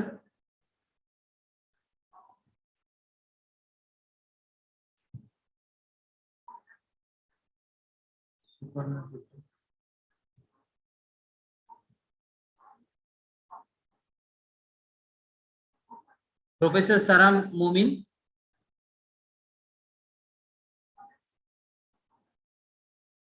Momin madam. Momin madam. Professor Saram Momin madam.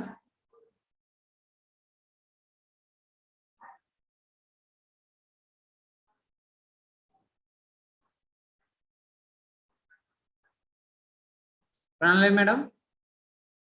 Pranali Patil madam.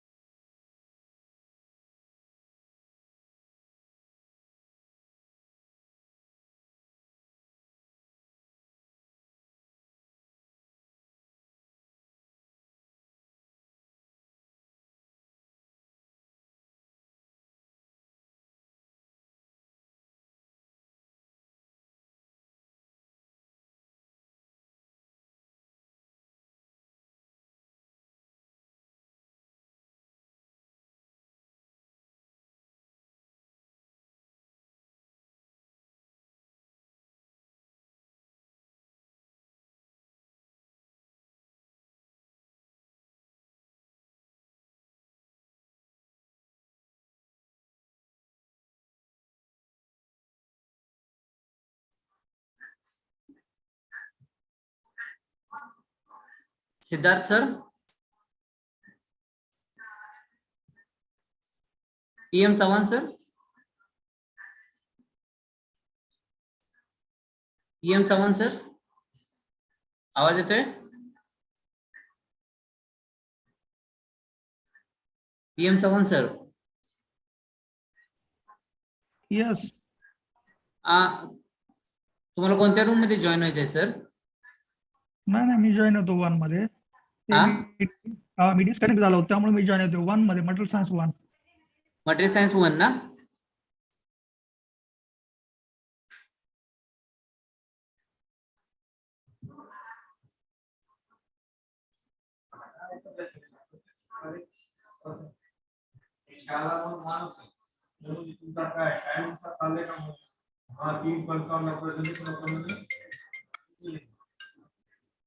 ते मला पण मेसेज केलाय त्याला म्हणून डिटेल दिले असेल.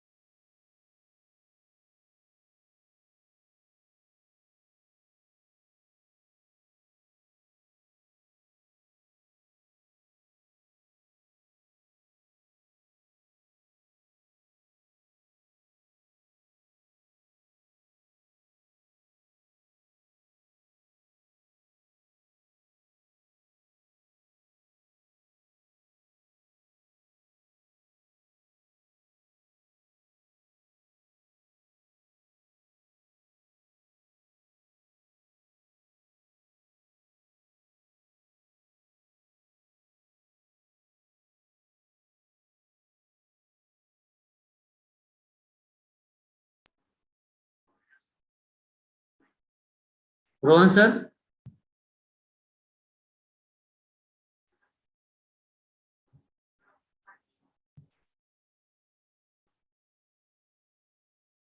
Dr. Andre Mahadev.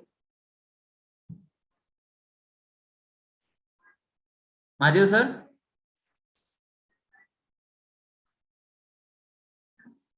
Sudhir sir. Sudhir Patil sir. Sudhir Patil sir.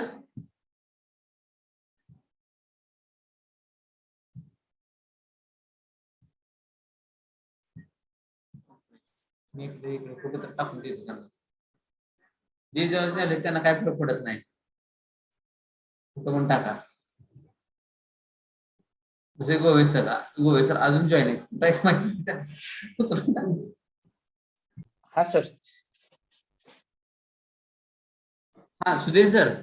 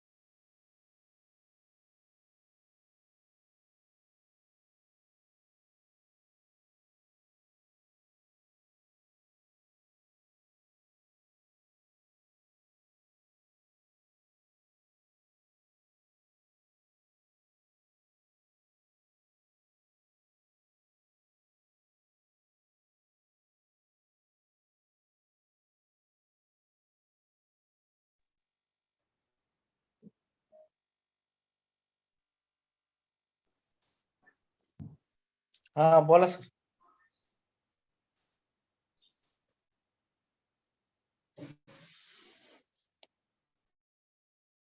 Amit sir.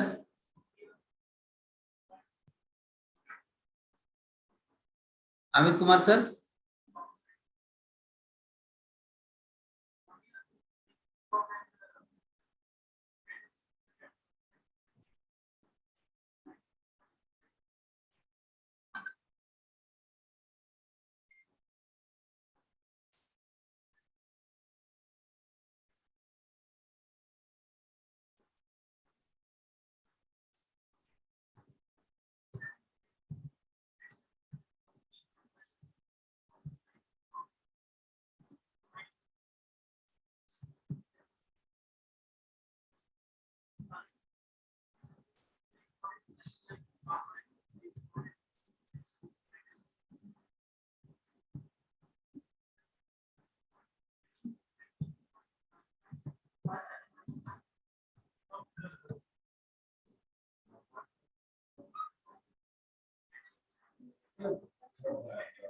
Sujit sir. Sujit Mungaji sir.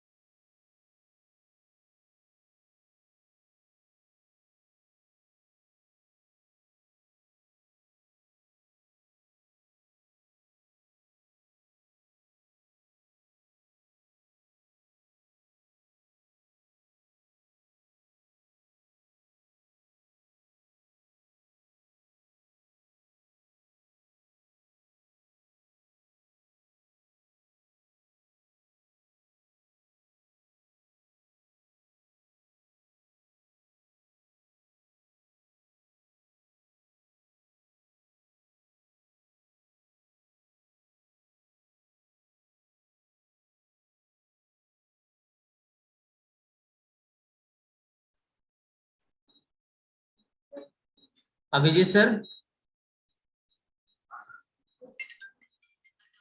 हा sir, एक मिनिट. तुम्हाला कोणत्या ब्रेकआउट रूमला जॉईन व्हायचंय? मटेरियल सायन्स, बायोसायन्स की IT and mathematics? Abhijit sir. हा सर. तुम्हाला कोणत्या ग्रुपला जॉईन व्हायचंय?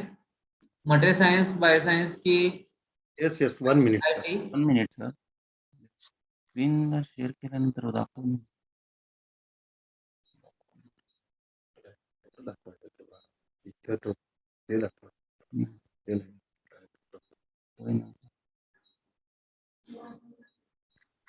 तुमचं ते ह्याच्यात येईन किती फाईल मॅनेजर येईना ना, याच्यात फाईल मॅनेजर कुठे? वर्षा मॅडम, तुम्हाला कोणत्या ग्रुपला जॉईन व्हायचंय? फाईल मॅनेजर येईना. Sir, I request you to take another. Afterwards, I will present. Yes. Okay. Pardon, sir? Abhijit sir. File manager येईना. फाईल मॅनेजर येईना. मग त्यानं दाखवलं नव्हती तुला. स्क्रीन शेअर करताना येईना. अभिजित सर. ते स्क्रीन कुठे शेअर केला होता की आपल्या ह्याच्यात होय म्हणतोय तिथे त्याला नाही म्हणलं असतात तर चालला. ह्याच्यात ऑप्शन अभिजित सर. तिथे येते की ह्याच्यात येईना ना. भंडारीने कसं केलं?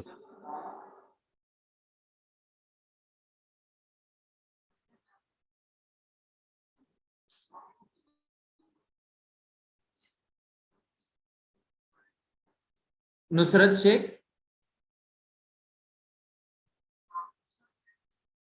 वर्षा madam. Sheikh madam. Sheikh madam.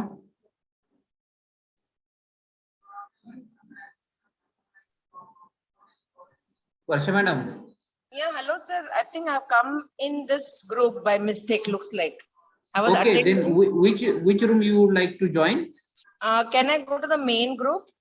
This is only to hear, right? I'm just attending. Okay. No, you are into the main room, but now you have Yeah. to join to the any breakout room like material science 1, How 2, do I go? 5. That is what I don't know. I was coming out, but it's not connecting to the other group. Okay, then which room you want to join? Bioscience, IT or material science? Material science. Okay, 1 or 2? One, sir. Okay, I'm pushing you there. Thank you so much, sir. Sorry.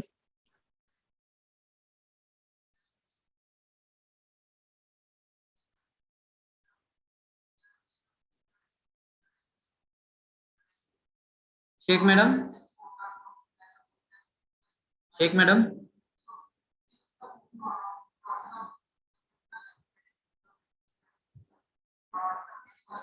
Abhijit sir.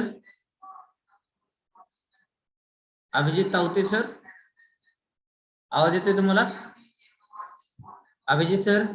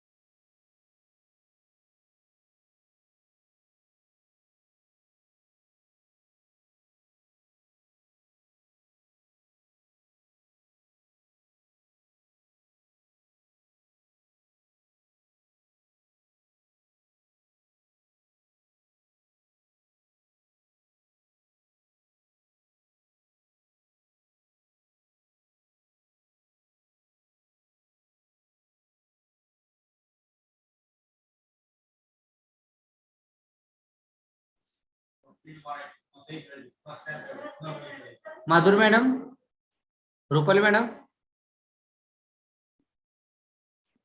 आवाज येतोय तुम्हाला? Madhuri madam, Madhuri Narkhede madam,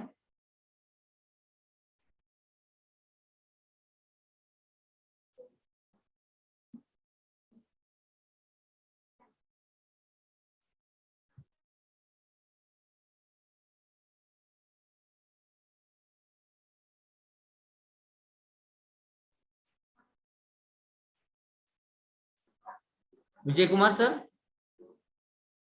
आवाज येतोय? May audible to you? Vijay Kumar sir, Vijay Kumar sir, hello hello hello sir. Hello sir, आवाज येतो का? हा येतोय येतोय. तुम्हाला कोणत्या रूमला जॉईन व्हायचंय? हा एक मिनिट, मी जॉईन होतो. हा नाही मी मटेरियल सायन्स मी जॉईन ऑलरेडी मी जॉईन होतो मी. ओके. हा पण ते काय थोडंसं इथं म्हणजे कनेक्टिव्हिटीचा प्रॉब्लेम आहे, त्याच्यामुळं प्रॉब्लेम झाला जरा. ठीक आहे ठीक आहे. मी मटेरियल सायन्स तुम्हाला वनला. हॅलो हा मी मूव करतोय मटेरियल सायन्स 1 ला सर तुम्हाला. Sir okay, I will go. No problem. There is इकडे इकडे प्रॉब्लेम आहे माझ्या नेटचा. असं असं चालेल. हा ते कसं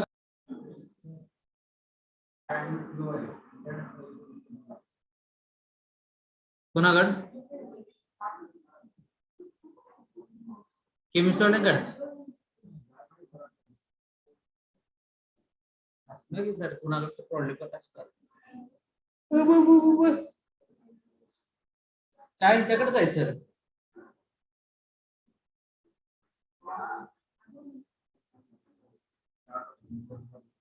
हा